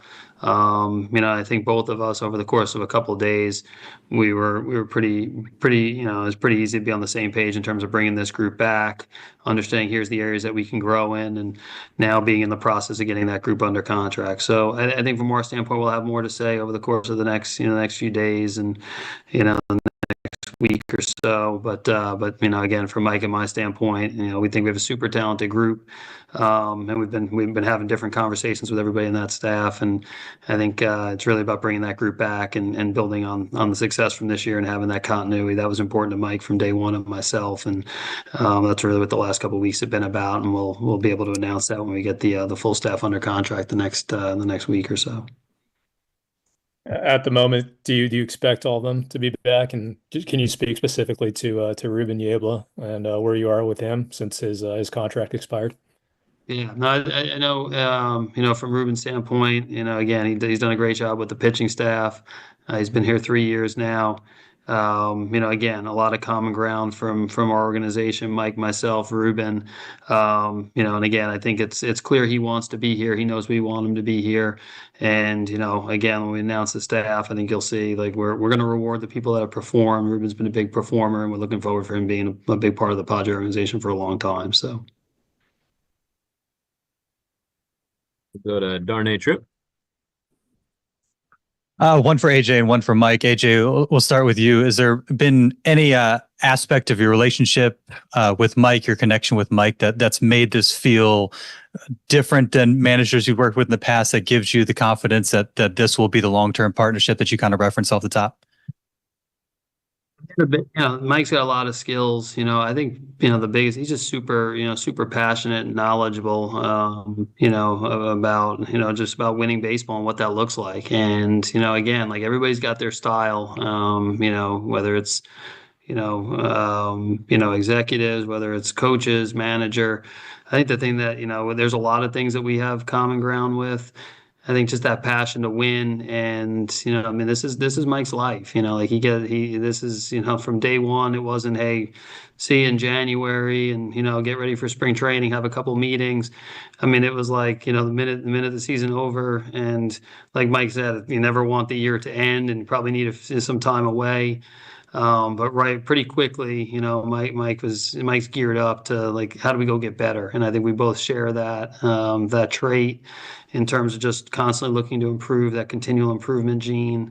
It's just, again, when you have people that think that way, it makes the relationship a lot easier. And, that's been a big trait for Mike and myself, and a big part of our relationship here the last couple of years. And Mike, congrats to you on the extension. You mentioned when you were hired just the appreciation for having a second chance, and that doesn't always happen. Is there any sense of satisfaction? Obviously, you haven't reached the ultimate goal, but just having this get out to the positive start the way that it has. Yeah, thank you for that. Yeah, it's absolutely. I don't really make it too much about me. My job's to serve and take care of the group, the organization, and the players, and do my part to partner with the staff. But yeah, there's been probably hit me a little bit later because I've really been in mode about planning for the meetings we got coming up with our staff. But yeah, I'll have a moment of pause to appreciate the opportunity, which I've done that consistently. So, but more specific to your question, like, yeah, I'm going to take a step back at some point today and just be like, wow, that's very grateful, very, very blessed to have the opportunity and to get more of it and to do something I love to do. So, yeah, it's personally gratifying. We'll go to Emor Villa. Hi, thank you. Hi, Mike. Thanks for your time. I just want to ask, what does it mean for you, for the club, to have had the second best season in Padres history? And for sure, you want to go for a better season. And do you expect you can have a better season like your first one? Yeah, listen, we show up to win every day, show up for a common goal to be the last team standing. I do think it's also important that, we recognize the consistency that is putting together a successful season. The one thing that I'm grateful of this organization, the city, this fan base, our team has the eye on the prize of winning a World Series, but I also think it's really important that we appreciate and dedicate ourselves to that continual day in, day out greatness that is a 6-month, 162 game regular season. And, that's a sign of consistent success and dedication. And it's a reflection of a lot of good things that organizations are doing to be able to do that over the course of a year. And expect to do exactly what we did this year or better in the regards of our division. And, the win total takes care of itself. And also about Coach Niebla, have you talked with him already for the next season? I've talked to Ruben a lot, and again, AJ's responsible for finalizing that with Ruben, and he's already addressed that. But yeah, I talked to Ruben quite a bit, and look forward to sitting there and being a part of the meetings that he'll take a large part in leading over the next 2 days to move our pitchers and our pitching philosophy forward into success for many years to come. Thank you. Yes, sir. We'll go to Frank Jefferson. Hey, Mike, congratulations. You kind of touched on this earlier. Many of the players they talked about, during this season, that it feels like this team has been a family. And I know you were the driving force behind that mentality. How do you plan, to build off that, now having this contract extension? Yeah, just keep moving forward. We continue to do it together. We use the word partner a lot. I have such a high admiration for major league players and what they are able to accomplish in their IQs, and being able to work with them and talk with them and make sure that look, I got a job to do, staff's got a job to do. We set the structure and some of the parameters, but we do it with the group. And when you do that, it just creates that familiar atmosphere where everybody feels like they enjoy coming to the ballpark. They're part of it. It's part of a family. Also, appreciation for the players and their families, their wives, girlfriends, the sacrifice they make to this, because they're a big part of this organization. And I love the way the Padres take care of the families here. It's really well done. Sarah Wiggins does a really good job with their families. But that's a big part of it too, is the players' families feeling included and involved. And we have that, and we're just only going to continue to make it even better. Thank you. Yes, sir. Thank you. Go to Higuchi. The manager, let me ask you about Yu Darvish and Yuki Matsui. What do you want them to do for the team next season, respectively? Is that for me or AJ? Yeah, Mr. Manager. Okay, all right, thanks. Mike. Take Darvish first. Look, he's great for us, right? When he playoffs, he threw the ball great. Had the stretch of, I think it was 26 consecutive scoreless innings. Dealt with some things on a personal level and came through on the good side of it. He's clearly a cornerstone of what we do and how we do it. A lot of admiration and respect for you. It's a big part of how we operate. So, just making sure that, we keep you healthy and healthy Yu Darvish, if we can get him for 32, 33 starts and beyond in the postseason next year, that would speak very well to the success of the Padres team. Yuki, I thought had a good year, transition year. It's not easy, whether it's the culture, whether it's the competition, even the baseballs are different. And I thought he really, really improved over the course of the season. Got his feet under him, and I expect him to get even more comfortable and be a big part of our club next year. Thank you. Thank you. Go back to AJ Cassaville. Mike, you talked a lot about the continuity on the staff and then the core of players that you have in place, but there are a couple free agents. I'm just wondering kind of I know it's not your purview necessarily, but your outlook on guys like Profar and Kim, who obviously meant a lot, and Higashioka that meant a lot to the team last season, and whether you would like them back in San Diego. Yeah, listen, I defer to AJ on that. There's a business side to it. There's a lot of pieces that, are part of that puzzle. I loved all three of those guys. They did a phenomenal job for us. Very grateful for them. They're one of the reasons that I'm getting this extension. So I'm thankful to them, as like I said, to all the players, but I'll defer to AJ on any of the, particulars on that. So then my next question for AJ, obviously, Profar and Kim were not extended qualifying offers. Can you kind of go into that decision-making process and then just kind of your outlook on their off seasons and whether you'd like to bring them back? Yeah, no, they're Profar and Kim, they've been a big part of this thing. Jerkson at different points in time in the last few years, and obviously he had the great year this year. So, he's somebody we're definitely interested in talking to, and he's a real part of what we're doing. And I've already extended out and just started those conversations. But again, he's somebody that he's earned the right to be a free agent. So we'll kind of see where that takes us. Same thing with Ha-Sung. I think Ha-Sung, and I think, from his standpoint, the injury, as well, that, he'll come back from that, but that's all part of the calculus. And, kind of that's what this week is for here in at the GM meetings. We've been preparing for this, and this is kind of the start of the off season. So, ultimately decided not to put the qualifying offer. That's a $20+ million number on a 1-year deal.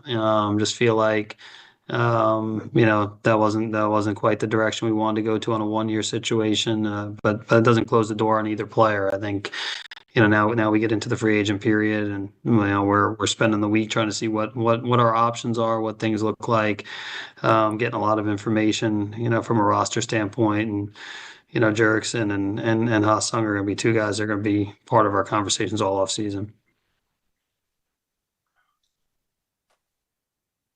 Any other questions? All right. That does it. Appreciate everybody joining. Thank you so much to the San Diego Padres. There it was. Mike Shildt, AJ Preller. Shildt locked in through 2027.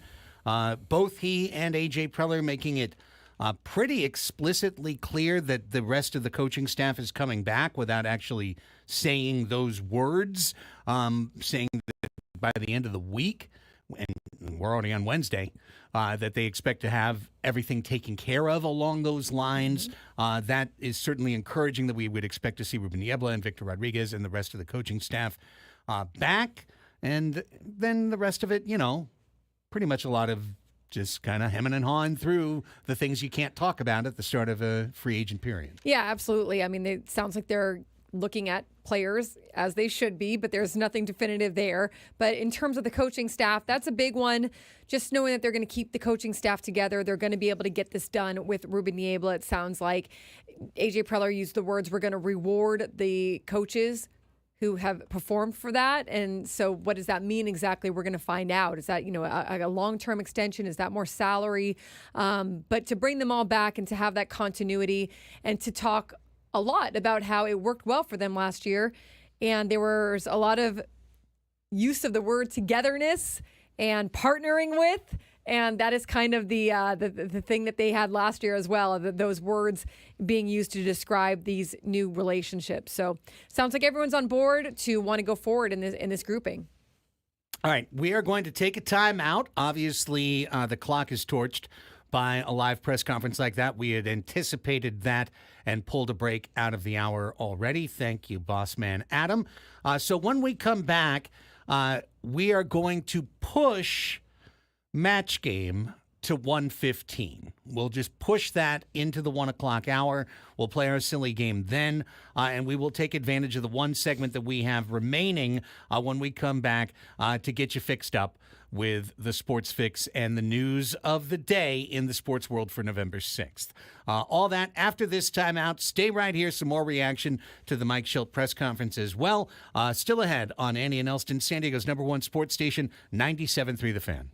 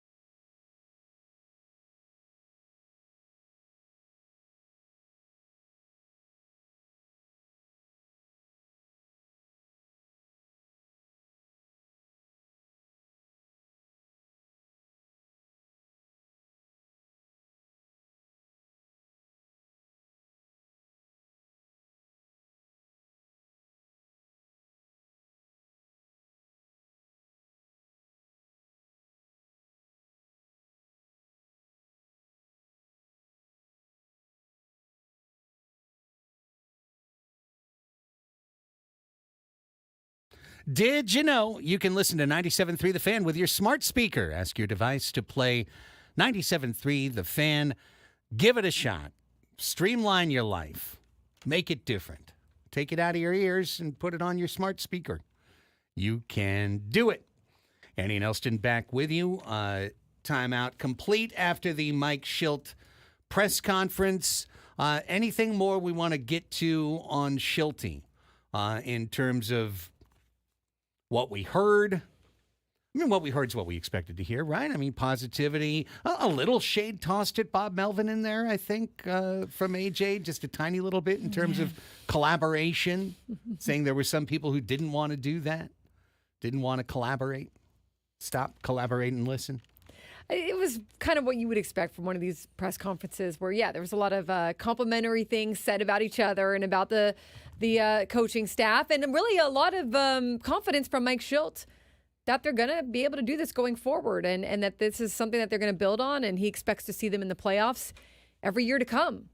So I think that that's something that, is kind of a expectation level now for the Padres. It has been really in recent years, but I feel like Mike Shildt has a good amount of confidence that this is going to be an every year thing. Well, I mean, I hope he's right. That's all you can do.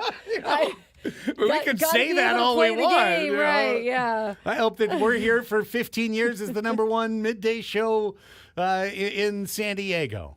Did that make it happen? I hope so. But, good stuff. Glad to bring it along. The real decisions of the offseason will not be made on a Zoom call or talking to the press. It's what's the budget? What are we willing to do? Yeah. Where are we willing to go?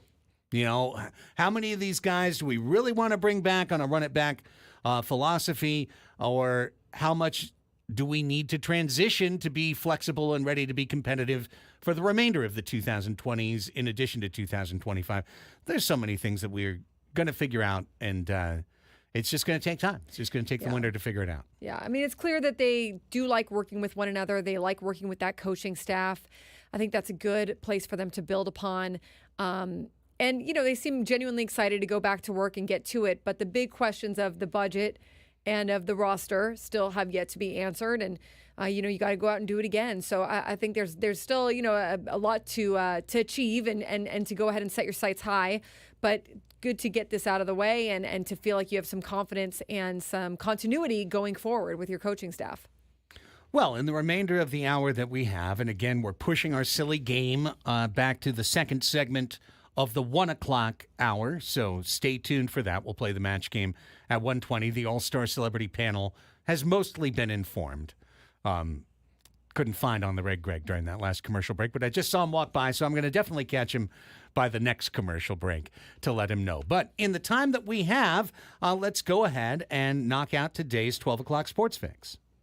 Oh, time for lunch, eh? Hey, Mom! The meatloaf! We want it now! See your mom cut the crusts off your bread? Mom, the meatloaf! Well, you probably missed a lot in the sports world. Don't worry, we've got you covered from high school to professional and everything in between on the 12 o'clock Sports Fix on Annie and Elsten. Brought to you by Teen Kia of El Cajon. You should be driving a Kia from Teen Kia of El Cajon. It's the 12 o'clock hour Sports Fix on this particular 12 o'clock hour as it comes to you at 12:43, but it's still all the sports news that you need in easily digestible fashion, and we will start things off with Annie and the latest from the GM meetings. Yes, we already got to Mike Shildt's extension, so congratulations to him.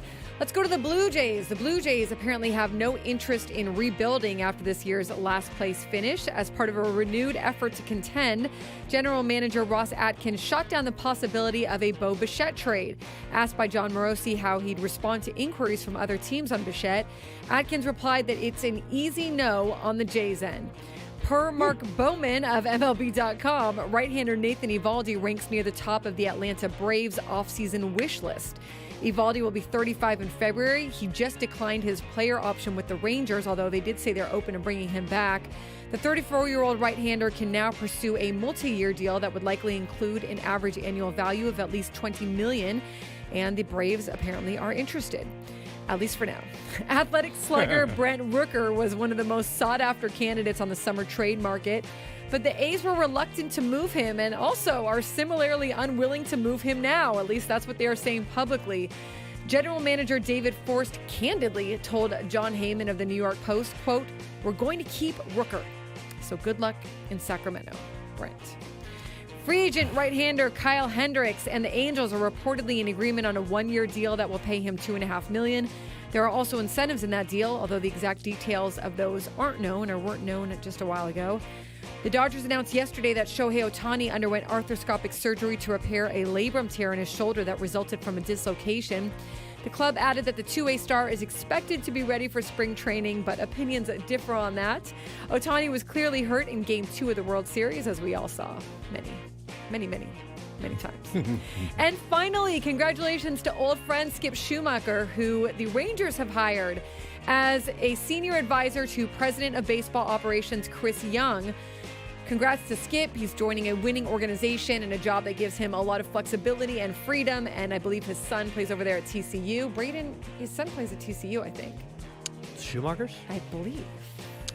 It would be a new addition because he was on the team last year. Okay, maybe not. But if that's the case, then he's coming to town this year. Well, he's a 26 TCU commit. Ah. Oh, TCU okay. He's not old enough yet. He's not old enough yet. Anyways, congrats to Skip. Congratulations, Skip. We're going to skip it on over to Braden. Sorry, I have to. He's just a baseball commit. That's all. He's just a commit. He's a TCU commit. TCU commit. That's all. I don't know what year. Only. Yeah. 2026. I mean, he's still got a couple more years of high school left. Okay. Well. Go Frogs, though. All right, Yes. sounds good. Play for his boy Kirk Sarloos over there, Cal State Fullerton product. Where did Skip go to college? He went to Santa Barbara. Oh, okay. Yeah. Big West guys. I messed that whole thing up. All the Big West guys. Yes. TCU will be playing USD first weekend of the year in college baseball, so that's fun. Well, okay. College basketball tonight. We got Rider taking on USD at, I think, 8 o'clock. I don't know. It's all at 8 o'clock at Jenny Craig Pavilion. It's at the Jenny Craig Pavilion. It's at 8 or whenever the women's basketball It's game at 8. ends. It's vintage T-shirt giveaway night. That's right. USD women's basketball will tip off against Biola at 5:30. I will have the doubleheader call with Jack Cronin at 5:30 and then 8 to start the season for the USD Toreros. Just down Interstate 8 at Viejas Arena, the other two men's programs in town will be battling it out. I think you can watch that game on your view. It's San Diego State. Your view, not mine, yeah. San Diego State at UCSD. It's free to watch on your view. Awesome. If you have your view.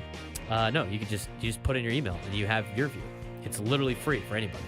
So I can watch it on my computer. You're joking. I'm not. That's You're how I watch lying. high school football games. Your view. I'm just Your kidding. view. I'm just You're I'm just viewing. viewing you. You're just viewing me.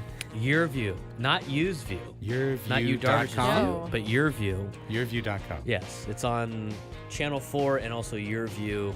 Anybody can watch Your View with a simple smart TV on their TV.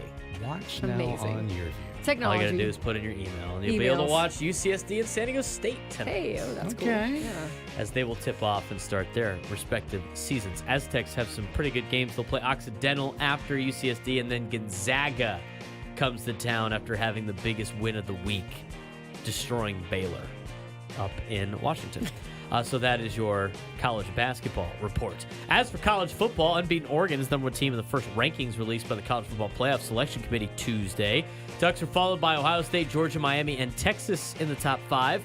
Penn State, Tennessee, Indiana, BYU, Notre Dame, Alabama, and Boise State round up the top 12 team brackets that would compete in the newly expanded playoff at season's end. Because the top 4 seeds must be conference champions under the new college football playoff format, Oregon, Georgia, Miami, and BYU would receive first-round byes if the initial rankings were used for the 12-team bracket. First-round games would look like this. Boise State at Ohio State. That'd be fun. Alabama at Texas. Ooh. Notre Dame at Penn State, and Indiana at Tennessee. Ohio State remains the consensus betting favorite to win the national championship at ESPN Bets at plus 325, slightly ahead of Georgia and Oregon, both plus 400. There were no significant changes to the odds to win the national title after the rankings were released. NFL news for you. Last thing, Carolina Panthers will start quarterback Bryce Young in Sunday's game against the Giants in Munich, Germany. I wonder what Xavier Leggett will eat over the weekend. Oh, 'Cause not he was super asparagus. excited. No asparagus. Asparagus. Or what was the other thing? Oh, allergic. He was allergic. Yeah, I mean, you could have some bratwurst. Schnitzel. Could enjoy a nice pretzel. You could have some nice schnitzel and a pretzel. Some beer. That's what I'm thinking. It's good stuff. That's it for that.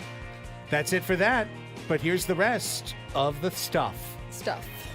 Here comes the stuff. Well, in professional sports last Schnitzel. night, the NBA took the night off, but the NHL rolled through with 11 games included therein. The Los Angeles Kings defeated Minnesota 5-1 on the road, while the Anaheim Ducks hosted Vancouver. Saw the same score on the board, but it was against them. 5-1. Vancouver got the victory. So busy night last night. Tonight, just 3 games. Vegas at Edmonton. Connor McDavid is expected to return from an injured ankle for the Oilers in that one. Detroit will be at Chicago in an original 6 matchup, while Nashville takes on Washington. Meanwhile, last night the NBA was dark. There are 12 games tonight, headlined by 6-1 Golden State taking on 7-1 Boston. Nobody really thought the Warriors were going to be great, by the way, this year. They thought they might be just kind of play-in tournament, 7th, 8th, 9th, 10th. Yeah.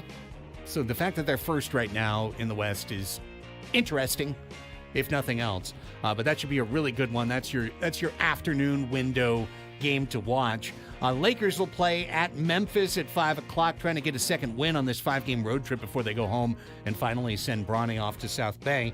Oklahoma City at Denver is another very good match, as well as Philadelphia at the Clippers. Big question tonight is whether the 76ers will make center Joel Embiid active so that he may begin his suspension, because Embiid has been suspended 3 games for his altercation with a Philadelphia newspaper columnist in the locker room last weekend. That suspension doesn't start until he's activated, because he has been inactive for all of the Sixers' 8 games so far this year. So could Philly kind of run a bluff and activate him and have him serve the suspension and then at the end of it decide whether he's healthy enough to play?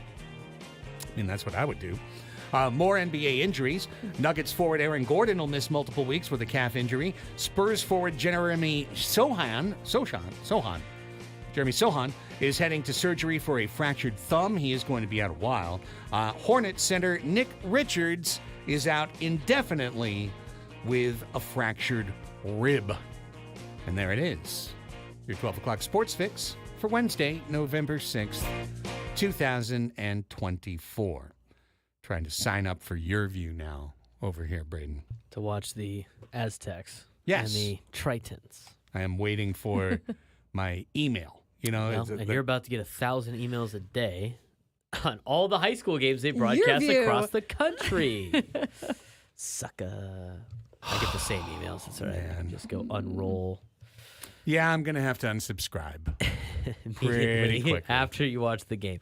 I did it one time to watch a high school game, and then I was like, oh, look, here's all the high school games we're broadcasting today. Here's 15 different emails to show you all the games we're doing across the country. How long do you guys stick with a sign-up list? Like, what's your tolerance level? You know, considering I have like 200,000 emails in my inbox, I just stick with it until a little notice usually comes up top that says, you haven't opened this in over a month. Would you like to unsubscribe? And even then, sometimes I won't. But I did unsubscribe recently from a few that I'm like, why do I still subscribe to this? Yeah. It does feel really good to unsubscribe. It is. But sometimes they still find you. You unsubscribe and they still pop back in. I see you out there. They'll sneak you on Facebook or whatever. You know, they'll get you. That's the cookies, by the way. That's the cookies that are getting you. Those are the little cookies that are tracking your activity all around the internet. Yeah, they're not taste as good as the other ones. They're not the yummy cookies. They're not the cookies that I love. They're the cookies that sneaky I cookies. dislike. They're not those cookies. No, indeed. You know, like when I went to the golf tournament, the American Cancer Society golf tournament, they had a gift card for an apparel company. And I went in and I used the gift card and bought a couple things. And I actually liked the stuff. Yeah. I swear, I think I get 3 texts and 4 emails a day. It's the worst. A day from that company. And it makes me wonder, like, Okay, it makes me wonder two things simultaneously. The first is this a winning business strategy? Because, like, to over annoy you. right, Yeah. like, how many times do you really Yeah. think you should have a touch point with your consumer on a daily basis? Like, if I'm getting something from company X 8 times a day, I'm gonna get sick of it and unfollow, right? Like, I will eventually, but I haven't yet. I know, because you're probably in the back of your head like, well, what if some notification for an amazing deal comes through and I want to jump on that? Maybe I do want to buy that $230 puffy sweater. Maybe I do want to buy that $330 All the blazer. women out there that have ever, or men, whatever, if you're a shopper, they get you, man. They get you in those stores. Now you have to, whenever you shop online, you have to put your phone number, so they get you there Right, too. and then they find you're you. in. Yeah. Oh, well, don't worry. You can unsubscribe. Yeah. But do you? But do you really? We're back, and we're going to look at the NFL season at its midway point right after this.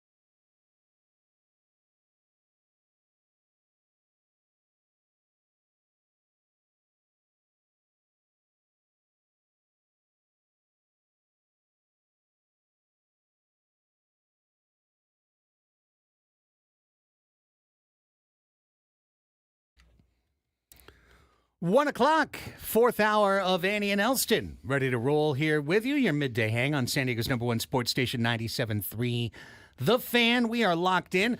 Annie Halbin, Craig Elsten, Braden Suprenant together in our Odyssey studios. Working our way toward 2 o'clock. Gwen and Chris will check in from 2 to 6 p.m. Matt Scraby from 6 to 7. And Sam Levitt tonight, the debut of Inside San Diego Baseball, coming up from 7 to 9 p.m. Sammy's going to be working late in here. It's going to be dark. It will be. He's going to have somebody with him, though, right?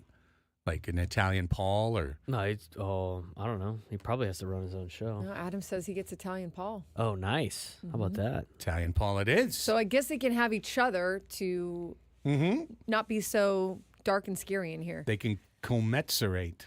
Yep. The two biggest Mets fans at the station.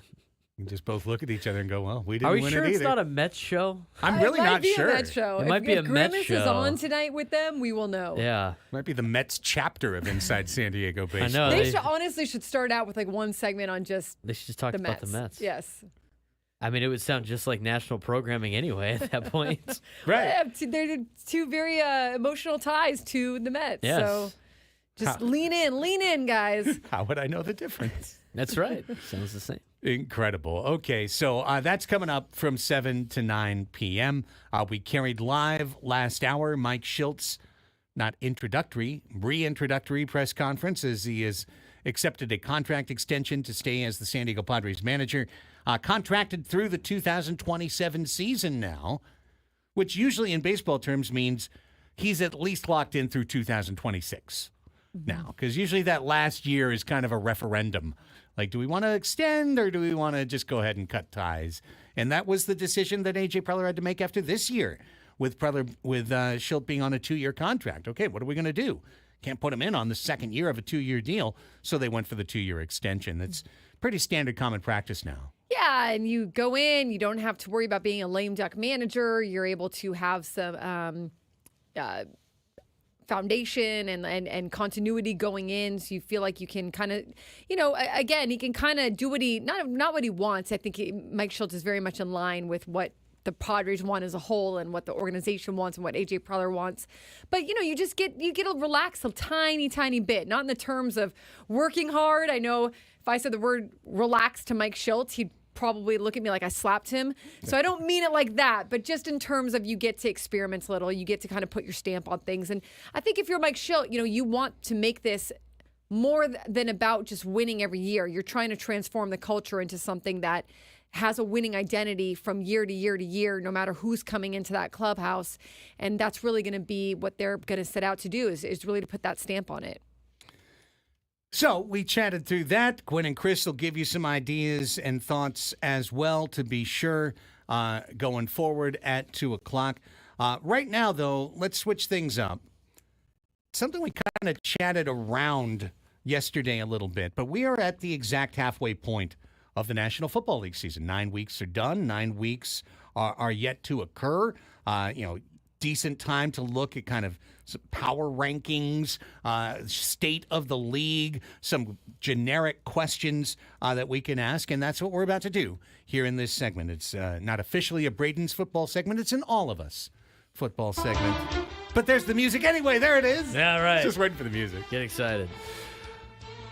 Well, are we gonna talk about what we talked about off air yesterday? Which is 9 2-win teams. That's where we're going to start. Okay, good. That's where we're going to start it. Kind of crazy to me. I didn't realize this till I saw it in the news yesterday. 9 2-win teams in the NFL. So I was scanning Yahoo's power rankings, and that's where it stuck into me because they start on 32 and roll their way up. Right. And I was just rolling through this, and I'm like, 2-7, 2-7, 2-7, 2-6, 2-7, 2-7, 2-7, 2-7, 2-6. That gets you all the way to the 24th ranked team. Rarely see that by week 9, that many teams that only have 2 wins. And that they have exactly 2 wins. There's not one lousy winless team. There's not one 1-win team and one 2-win team and then a bunch of mediocre teams. In fact, there's 32 teams in the NFL, right, guys? Yep. Not 9 teams have exactly 2 wins. 9 more teams have either 3 or 4 wins. ranges of records from 3-6 up to 4-4. So you've got 18 of 32 teams that are no better than 4-4 Yeah. in the league.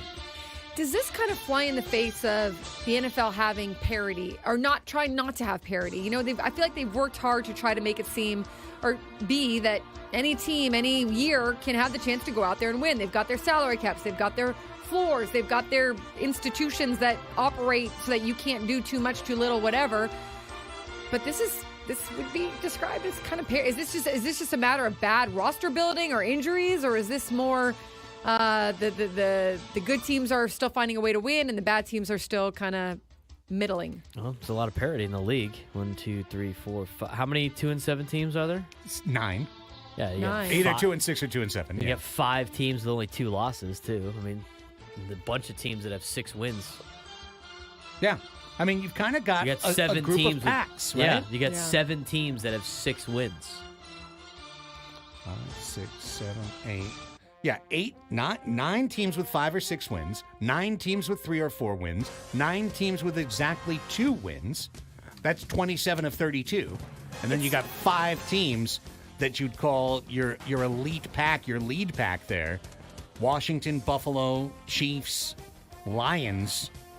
Those are the only teams with 7 or more wins. The second half of the NFL can always, you see teams jump to the top and you see teams fall. You know, I mean, it can definitely be exciting and entertaining, but you would think that the NFL wouldn't want this. They wouldn't want so many kind of bottom of the barrel teams. It makes it a little bit more boring unless a lot of those teams jump up and other ones fall down, I guess. Well, the other thing with scheduling in the NFL, good teams play really difficult schedules. Bad teams play very easy schedules. Like that's why Washington's 7-2 right now. You could point out. You know, you can look at some of the teams near the bottom that were good last year. Had to play a really difficult schedule, like Miami, being 2-6. Injuries are involved as well. In the way the schedules play out, I mean, you're going to see a lot more teams near the bottom that might start floating up to the top. That's why you got, aside from the fact that he's deranged. You got guys like the Dallas Cowboys going out there making trades, thinking they're still in it at 3-5, trying to make the dance. All right, here's the next question I want to ask. We can establish that well over half of the well over half of the NFL this year is mediocre at best. 18 teams with no better of a record than 4-4. So okay, we've got that. We've got this giant pack of 18 out of 32 teams. Who's actually good in the NFL? The Lions. The Lions are good. We agree. The Vikings Chiefs are good. The Chiefs. The Bills. The Bills. The Ravens. Are the Commanders good, or are they... They're not good. They're a hot team. Okay. I mean, they just picked up the cornerback, Lattimore, right? Yeah. Are the Commanders going to be able to keep it going? I don't think the Commanders are like some great team. I wouldn't be afraid of them. I mean, they beat the Giants, the Bengals, the Cardinals, the Browns, the Panthers, the Bears, and the Giants. Are the Eagles good? I think they're mediocre. I think the Eagles could be good. I think the Eagles are mediocre. They're not as good I as would they've agree. been in the past. They're mid. Are They're the mid. Steelers good? No. No. Steelers are not good. They're 6-2. What Steelers if the are Steelers fake jump? good. What if the Steelers? Well, did the Steelers just picked up Mike Williams? Steelers wins are Falcons. I guess that's good. Week 1. Broncos, Chargers, Raiders, Jets, Giants. Hard to say. A lot of those teams have 2 wins or less. Are the Texans good? I think the Texans are pretty solid. 6-3, but they just lost Stephon Diggs for the year, right? They did. They lost Stephon Diggs for the year, but I think they've beaten teams like the Bills. They got smoked by the Vikings. They lost to the Jets. They did lose to the Jets. I think that was on a short week on a Thursday. Are the Falcons good? They're 6-3. I think they're okay. Good teams. I don't think there's They have very a many good good record. They have teams. a decent record. There's 6-3. never, but the thing is, there's never like really good teams in the NFL. There's always like everybody's kind of the same. That's what there's a parity. You don't get like those dominant teams in the NFL like you do in other sports, especially at their trade deadlines. I think Kansas City's good, but I don't think they're the best team, even though they're 8-0. They've looked more vulnerable than any other team, and it's been like some last-minute drives and some plays that have gone their way. I think Detroit is very good. I think Buffalo's solid. Washington, I think, is the product of playing a last-place schedule. I think the Steelers are in that realm. I think the Vikings are pretty good. in the NFC. Eagles are okay. Falcons are okay. Now you're getting to like kind of the mid-range. Baltimore is the team that they always are. Beat really good teams, lose the really bad teams. Right. And then you got all the mids. Packers, Chargers, Cardinals, Broncos, Bears, Rams. Niners are decimated with injuries. I think they're going to be better. And then after that, I mean, like what do you do with the Bengals? Bengals beat good teams and lose the really bad teams. So like, they've lost the good teams and they barely beat bad teams. I mean, they give everybody a tough run. Bucks are 4-5. I mean, they took the Chiefs down. They took the Chiefs to overtime on Monday night. It's a lot of parity in the league. Chiefs are 8-0 though. Chiefs though, they get in the playoffs and they always find a way. Thank you, Annie. This is a thing. They always find a way with no holds and fourth down plays that continue. Hey, they're the new Patriots. Yes, they are. They're a dynasty. But the other thing that the Patriots had was a head coach that's qualified with a quarterback that's a Hall of Famer. They have the best. Works. That's what the Chiefs have. The right. That's what I'm saying. Yeah. Okay. They have the best two coordinators in the National Football League. Helps. Spagnola's defense is one of the best every Yeah. time. He's a great defensive coordinator. Andy Reid is one of the best play callers And then you got Mahomes. in the NFL. And Mahomes does a good job managing games. Yeah. From a statistical standpoint, as somebody that owns him in fantasy football, he's terrible. I mean, he's a waste to have in fantasy football, which tells me he's not lighting up. He does what he needs to do to win. And he gets the ball to the right players, and he runs it well. He doesn't turn the ball over, extends plays. He does a great job managing games. I don't think he's a game manager. He's better than that. But he does a great job of. But Brady was the same way. Brady never lit up a stat sheet. I look at Brady's stats in the playoffs. He had the 5,000 passing yard season. Look at his stats in the playoffs and in Super Bowls. Record. All of his passing passing numbers are under all of his passing yards are under 200 yards in the postseason. Same with Mahomes.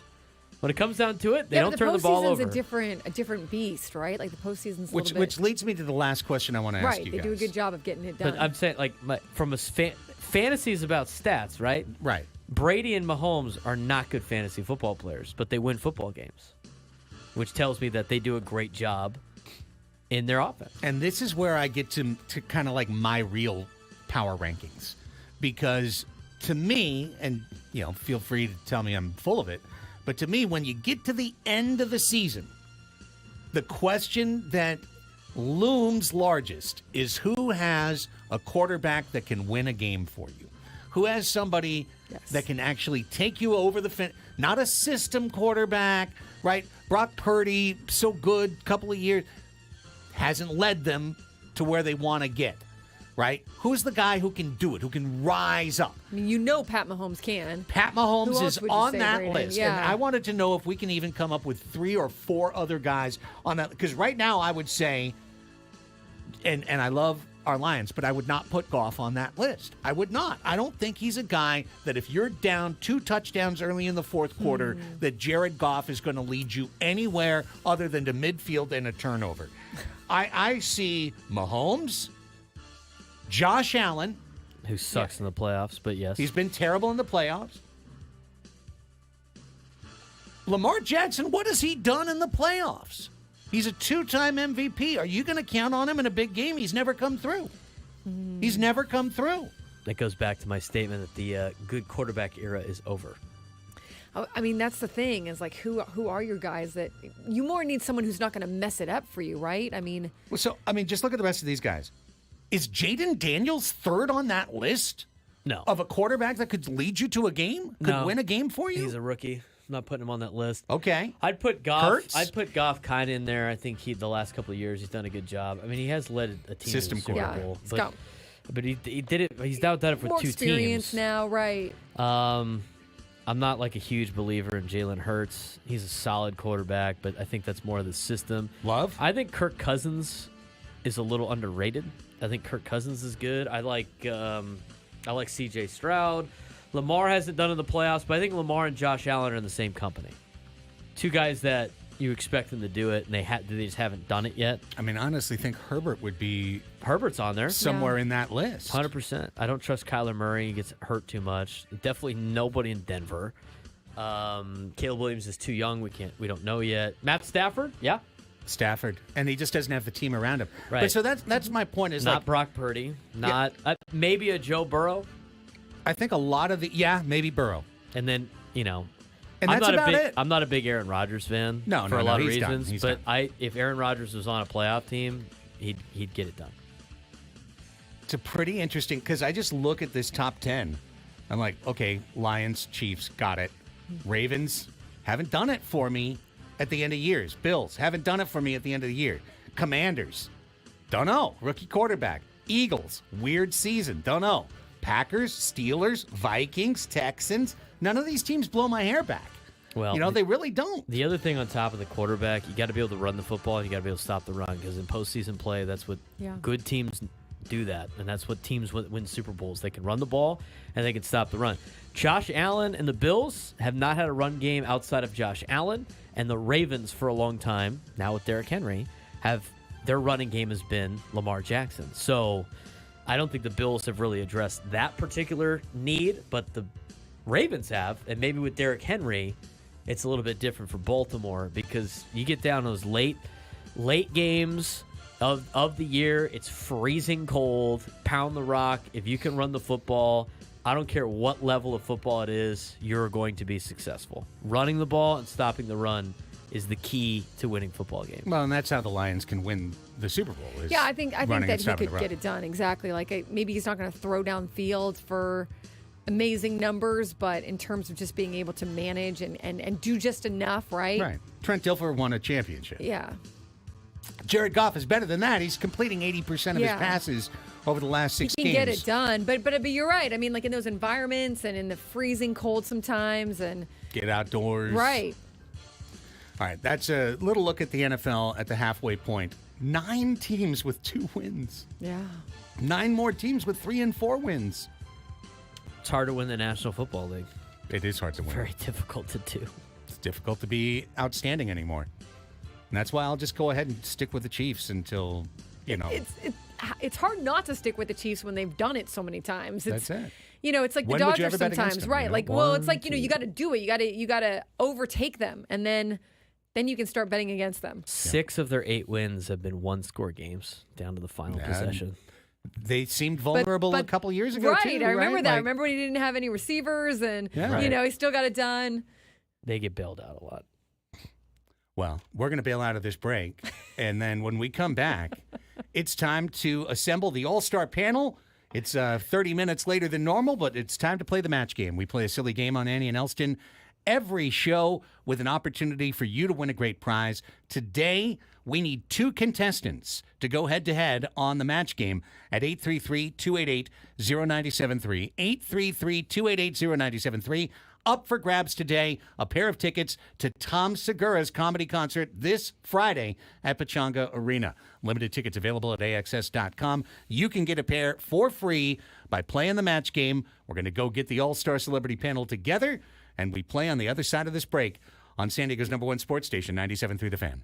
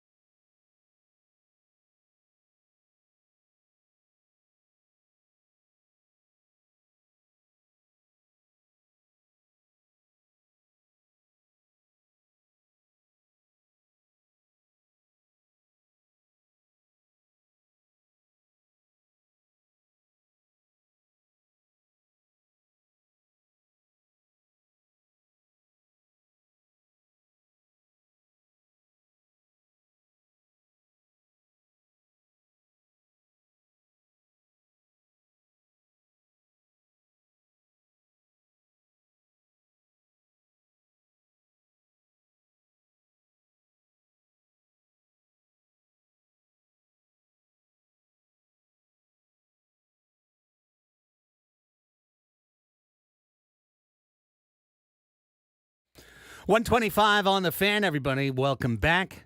Andy and Elsten here with you. And if you're watching on YouTube, you can see the All-Star Celebrity Panel has been assembled. It's time to get ready to match the stars. Annie Heilbrunn. Hello.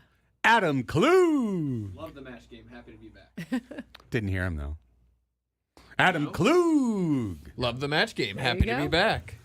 On the reg, Greg. Had some extra time to get ready. Now I'm ready to leap over you fools like Saquon Barkley. Reverse. Backwards. Backward. The backwards. Braden Soprano. What's up? And I'm your host, Gene Rayburn. Welcome to Match Game 97.3, the game where you match our All-Star Celebrity Panel in order to win great cash and prizes. Today's great prize is a pair of tickets to see Tom Segura in concert this Friday at Pechanga Arena. We have two contestants on the line looking to do battle to go get their laugh on Friday night with Tom Segura. We introduce contestant number one and welcome in Derek in La Mesa. Hello, Derek. Welcome to the match game. How are you guys? Doing great, brother. Tell us a little bit about yourself before we play. Resident Aztec for life and huge Oregon Duck football fan. Was just in the big house to watch them spank those Wolverines. That's right. Sweet. Nice. Okay. Hey, Yeah. back in the number one team. Good on you, brother. All right, Derek, today you are going head-to-head with Dan in Mira Mesa. Hello, Dan. Welcome to the match game. I'm glad to be here. Thanks for taking my call today. You bet. Tell us a little bit about yourself, sir. I'm a proud native San Diegan, local to Pacific Beach, but living in Mira Mesa. Father of two, hoping to get my laugh on Friday. All right. Ooh, All right. nice. Yes. Perfect. Great introduction, gentlemen. Here we go. This is the match game. It's very simple. It is played in 2 rounds. Each of you will get 1 question per round. When it is your turn, I will read the prompt to the question. You, the contestant, will stay silent as the music plays and our all-star celebrity panel writes down their best answer. Then I'll come back to you, give you the question again. We'll get your answer, and we'll compare it to the panel. Every time you match, you get a point. And at the end of 2 rounds and potentially a tiebreaker, whoever has the most points is going to Tom Segura on Friday. Now, Derek, you called in first today. That makes you contestant number 1. So in round 1, you get the option. Would you like question A or would you like question B? Let's go A for Aztecs. A for Aztecs it is. A reminder as we begin the game portion of Match Game that all characters that appear in Match Game questions are entirely fictitious occurrences, and any resemblance to anybody living or dead, even if they have like exactly the same name, it's completely coincidental. Just an absolute, utter, remarkable coincidence that happened. Okay, Derek, I'm just going to go ahead and put you on hold so you can't blurt out an answer by accident. Panelists, it's time for round 1, question A as in Aztecs. Lock in. Manager Mike celebrated his brand new contract extension with a nice meal and a blank. Manager Mike celebrated his brand new contract with a nice meal and a blank. Pretty wide open. You could go multiple directions there. One's more practical than funny. You could be practical. You could be funny. You could be practically funny. You could be funny in a practical way. Panelists will let me know verbally when they have completed their answer. Let's go. Complete. Ready to go. Yes. Thank you, Annie. Appreciate it. Appreciate you. All right. Seeing as they've all locked in, Derek, now we get to come back to you. Derek, here's the prompt. Manager Mike celebrated his brand new contract with a nice meal and a blank. A nice meal and without question, a nice roller coaster ride. Roller coaster ride. Oh, you're a man thinking along with me, Derek. You would match me if I had an answer. But let's see what Annie I Halbert wasn't. has. I was just thinking a drink, Just like a a nice nice drink, meal and a little- glass of wine. Nice glass of wine, yeah. I almost went with a roller coaster ride, but I went with what he did eat for his meal, which would be a Chipotle burrito. Nice meal and a burrito. I thought it was going to be a nice meal and a nice cigar. Yeah, okay, all right. Shildt strikes me as a cigar guy. Also, Whoa, Braden and I locked in. Well. Always. I thought it was a Roller great coaster answer, is a great Derek. answer, yes. I It's a thought great it was a answer. great answer. You got applause from the studio audience. An A for effort. But no match. No match. 0-0. Okay. That means, Dan, it's your turn. It is time for round one. Question B. Dan, I'll put you back on hold so that you can not blurt out. Panelists, here we go. At the county fair, Silly Scraby was disqualified from the eating contest. What? Because he ate the blank. At the county fair, Silly Scraby was disqualified from the eating contest because he ate the blank. Got it. Done. That's 2, Got it. 3. On the red, Greg. He paused. He ruminated. Yeah, sure. And then- I got nothing on this one. That's not good. He said, with nothing, he wrote something down. Yeah. You've got something, brother. Yeah, it just may not be the thing. Yeah, it's but let's something. find out what Dan in Mira Mesa has to say. Dan, at the county fair, Silly Scraby was disqualified from the eating contest because he ate the... Well, the funny mental picture I got was because he ate the plate. He just ate the plate. How can you even have a contest? I said he Anyhow, ate the Brent, ticket. He ate the ticket. Like to be in the competition. Oh. Anyways. Okay. It's all good. I That's a got second you. personal foul. I right? will win. Triple ding. Played. Oh, wow. There's a match. Shit. All right. I said he ate the stage. Wow. He ate the stage. The That's whole- perfectly the whole okay. stage. You He can ate eat it all. that. Sorry, Scrape. No, that's fine. Sorry, I fictitious was Scrape. inspired by Matty B in the chat with Chianti, and I put, he ate the judge. He ate the judge. With Now, a that's nice a great Chianti. answer. I almost went judge, but I'm glad I went He plate. ate the judge. He ate the judge with At a the nice end- Chianti. I like and some fava beans. I didn't want to make fictitious Scraby a cannibal, so. That's fair. That's fair. He might be into that. Silly Scraby, though. I mean, he's really silly. That'd be a hell of a gripe, though. You know, man, that judge tasted so sour. All coincidence here. Here's my daily gripe.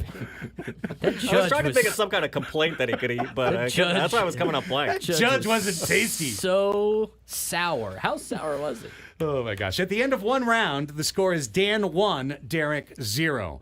Dan, you are contestant number 2, so you get the opportunity to choose in round 2. Would you like question A or would you like question B? I'm going to go B for basketball. B for basketball. I like it. You know where his mind's on. Dan, I'll put you back on hold. Here we go. Basketball. Give me the ball. Okay. How are you going to know it's about basketball if there's no lyrics? Good question. It's true. Okay. Round 2, question B. Panelists, lock in. Both of these questions, by the way, stolen directly this morning from watching Match Game 76. So if you don't like them, good thing Greg watched that this morning. I was locked in on that. He was watching game film all week. Yeah. Didn't work out in my favor, clearly, so far today. Michelangelo said, I'll tell you why the Sistine Chapel smells funny. When I ran out of red paint, I used blank. Michelangelo said, I'll tell you why the Sistine Chapel smells funny. When I ran out of red paint, I used blank. Done. Done. Braden's done. Done. Everyone's done. All right. Done. Dan, we are back to you, sir. Michelangelo said, I'll tell you why the Sistine Chapel smells funny. When I ran out of red paint, I used... I'm a Ninja Turtle fan, so Michelangelo made me think pizza sauce. Pizza sauce. You guys are good. You guys have good ones today. I feel Red bad that I'm not sauce. matching with you. I have red peppers. Red pepper's no good. No good. We need red sauce. We need some form of sauce. I went blood. Blood. Ooh, jeez. I mean, it would smell funny. A little tinny. I went with berries and cream. Delicious red berries. Well, fish smell, so I went with fish blood. Fish blood. That's specific. Very specific. That'd be extra smelly. Dan, I think that was a great answer, and I'm stunned you didn't get a match. However, you do have a 1-0 lead. Let's see if you can pitch a shutout today. It is Derek's turn. Derek, you are up next. I'm going to put you back on hold, and here we go, panelists, for the last question. Derek needs a leadoff double to get the inning started. He does. He needs 2 matches to win, 1 to send us to a tiebreak. The sculptor said, for $10,000, I will carve your likeness out of marble. But for $10, I'll carve it out of blank. The sculptor said, for $10,000, I'll carve your likeness out of marble. But for $10, I'll carve it out of blank. Done. That's Ready. one. That's two. I'm ready. That's three. That's four. All right, Derek. Here we go. Back to you, my friend. The sculptor said, for $10,000, I'll carve your likeness out of marble. But for $10, I'll carve it out of soap. Soap. So Good answer. So I stayed with the Teenage Mutant Ninja Turtles and went with pizza dough. Oh, one late on the pizza dough. Right there. Just one late. Adam. I went butter.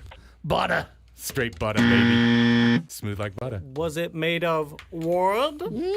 We now need a match from Braden, or else Dan is our winner. We're looking for soap. Mud. Opposite Mud. soap. Exact opposite. And that means, Dan, you are today's winner. Congratulations. Good game from both of you. Dan, you have Adam Klug to thank directly for your one match. What would you like to say to the boss man?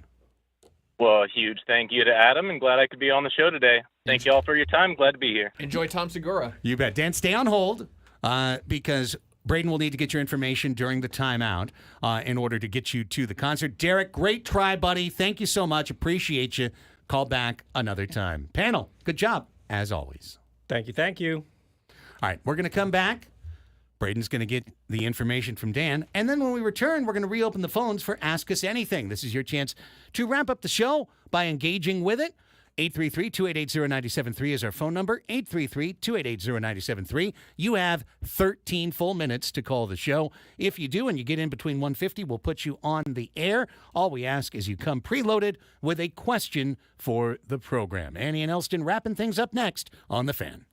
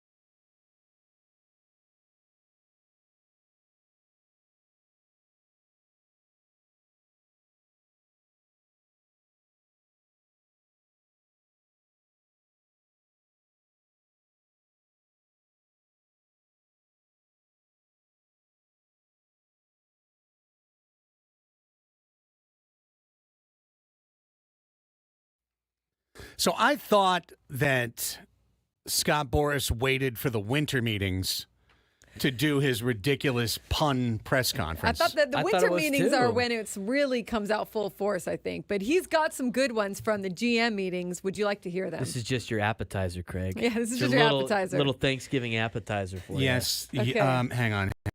Let me try and steel my stomach for potential vomit. you. You're ready to consume as much eyewash Go as ahead possible. and give me Scott Boras. Okay, I've got nicknames. 4 for you, okay? First off, Juan Soto. Scott Boras said, well, behind every great magician, obviously, is the magic wand. Get it like the magic wand? Like the magic wand? Okay. For Alex Bregman, Scott Boras says, quote, I'd say everything about him is AB positive. What? Okay, for Pete Alonso. Blood type? He went for a blood type joke? For Pete Alonso, he said, quote, for Pete's sake, it's the polar opposite. Hell no. Okay, and the last one is for Ha-Sung Kim. He said, quote, he is Ha-Sung him. Ha-Sung him. Him. He is him. Get it? Ha-Sung him. Okay. Oh, here, I got one more. Oh, boy. Agent Scott Boras on his client Corbin Burns. He said, quote, essentially, he continues to be a Corbin copy of his previous seasons. But I'm ching.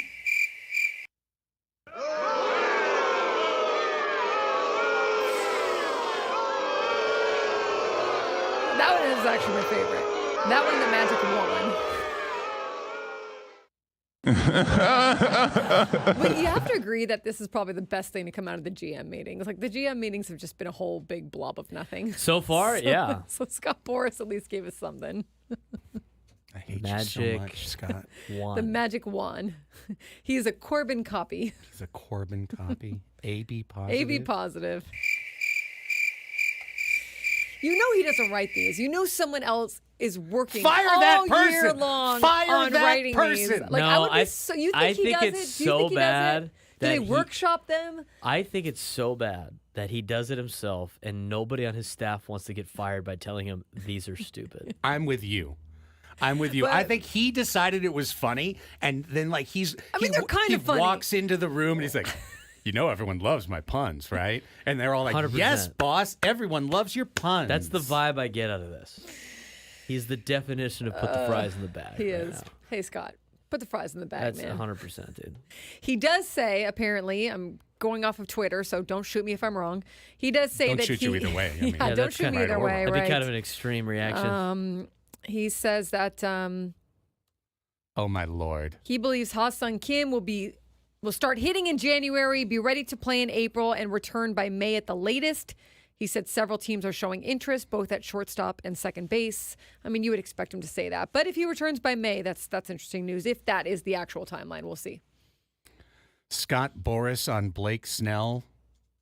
There's no doubt the Snelling salts created a lot of whiffs, Is that real? and the market has awakened. I have to fact check this. Oh, yes. The Snelling salts have created a lot of whiffs. That's bad. That one's pretty bad. And the market has definitely awakened, yes. Mm-hmm.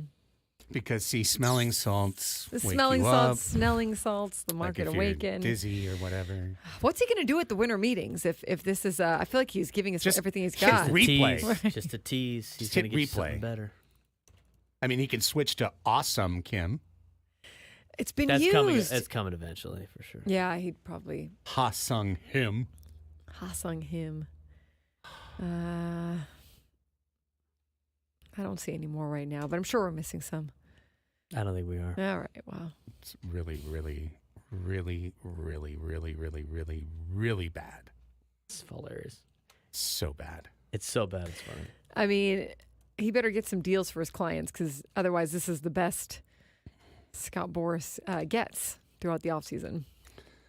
Some other news. Apparently, Brandon Gomes, the GM of the LA Dodgers, says that Mookie Betts is probably moving back to the infield Really? next year.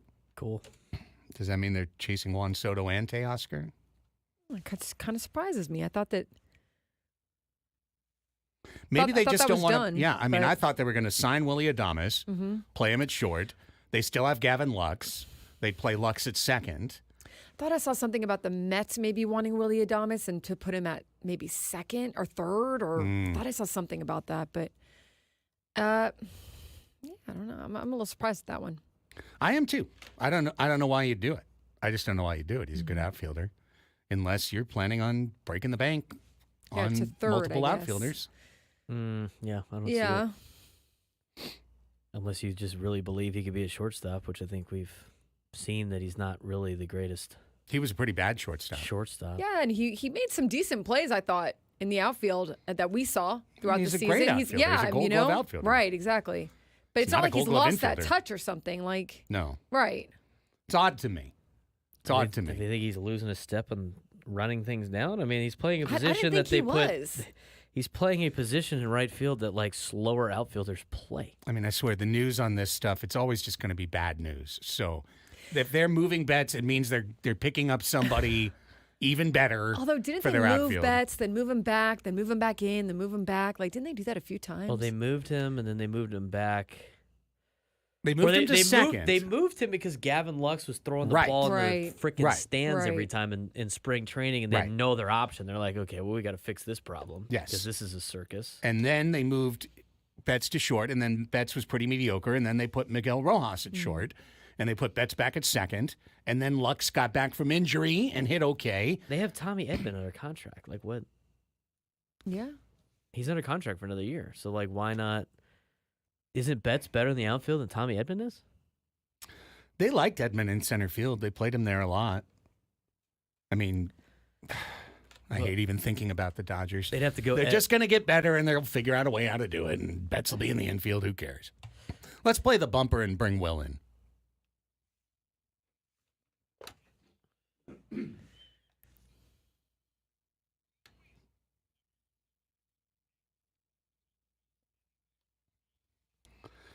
Eight 833-288-0973. If you called exactly at this second, we might still take you. But here's Will in Oceanside, who called in during our window. Hello, Will. Welcome to the program. Thank you for calling. Ask us anything. Afternoon. Hey, my question today is I have divorced the Chargers in 2016, and I actually dream of having a franchise, a new expansion team someday. And I know it will take a lot to finally get one, but I can dream. And if you humor me this, my ideas for a couple of expansion team names would be like the San Diego Surfmen or the San Diego Avengers. Have you guys ever considered a new franchise, a new expansion team? Could you consider a name? And I'd like to hear your comment off the air. Thanks. Thank you, Will. Appreciate you calling. Love the positivity, my guy. Do love the positivity. Yes, I love the well thought out call. We kind of workshopped a little of this last week, I think, for maybe a different team. type of I did like San Diego Conquistadors. That was for an NBA team, right? Okay, well, either way. Yeah. You need a stadium to have an NFL team? Well, you need an ownership first. He's just dreaming. Let the man dream. Okay. You're better off having the Spanos sell and then them moving it here. That's what you have. It's better off than like an expansion franchise because you're not going to get anybody to spend the money. Like you need somebody to like start it from scratch. I mean, how much money did it cost to start an MLS team from scratch? That's Major League Soccer. We're talking about the NFL right now. I think we'll name them San Diego Football Team. No, don't make me. Don't make me. The Don't give FT? me, don't make me give you a personal foul, dude. SDFT? That's personal foul. On Craig. SDFT? No. Like personal foul on Craig. His first team foul. My bad. I'll hold up my head. Accountability right here. Yeah. That's on me. Might be. That's all right. There's like Got a little handsy there. San Diego volts. Like I'm trying to think of like a charger, but like above, like San Diego voltage or something. We're not the bolts. We're the high We're voltage. the volts. Yeah, like something. San that Diego way you can, lightning. Like, suck it. You know. We're actual lightning, not like charges of a credit Right. card, Yes. which is where you got your Right. name from. We're not phone chargers. We're voltage. We're the actual electricity. Bless you. We're the volts. Electrical San Diego conductors. currents. like Knew where the nuclear. We could, where the San Onofre nuclear. No, it's got to be the volts. all right, City of Volts. Yeah. I refuse for any other name. And then be like, did you plug it in or something? Like, That might what, be- what do you do with voltage? You like, Well, That's Andy's Something. third personal foul on 9 the afternoon. did you call the electrician? The San Diego Volts are in town. Oh, it would be better for baseball because you have a starting 9, then there would be the 9 volts. I think I figured out who Are you writes the over puns. voltage? I think I figured out who writes the puns for Scott Boras. It's actually Annie. It's Annie. That's why she wanted to bring it up so bad. It is. I send it to him. I email it Wanted to to him. prove her work That's on right. the air. That's right. Instead, she just got crickets. Just got the. The show is over. Hey, neither of you fouled out. That's good. Thank goodness. Tomorrow, There's always Dylan from tomorrow. Mutters from AJ at 11. We'll be back tomorrow at 10. Take care. Bye.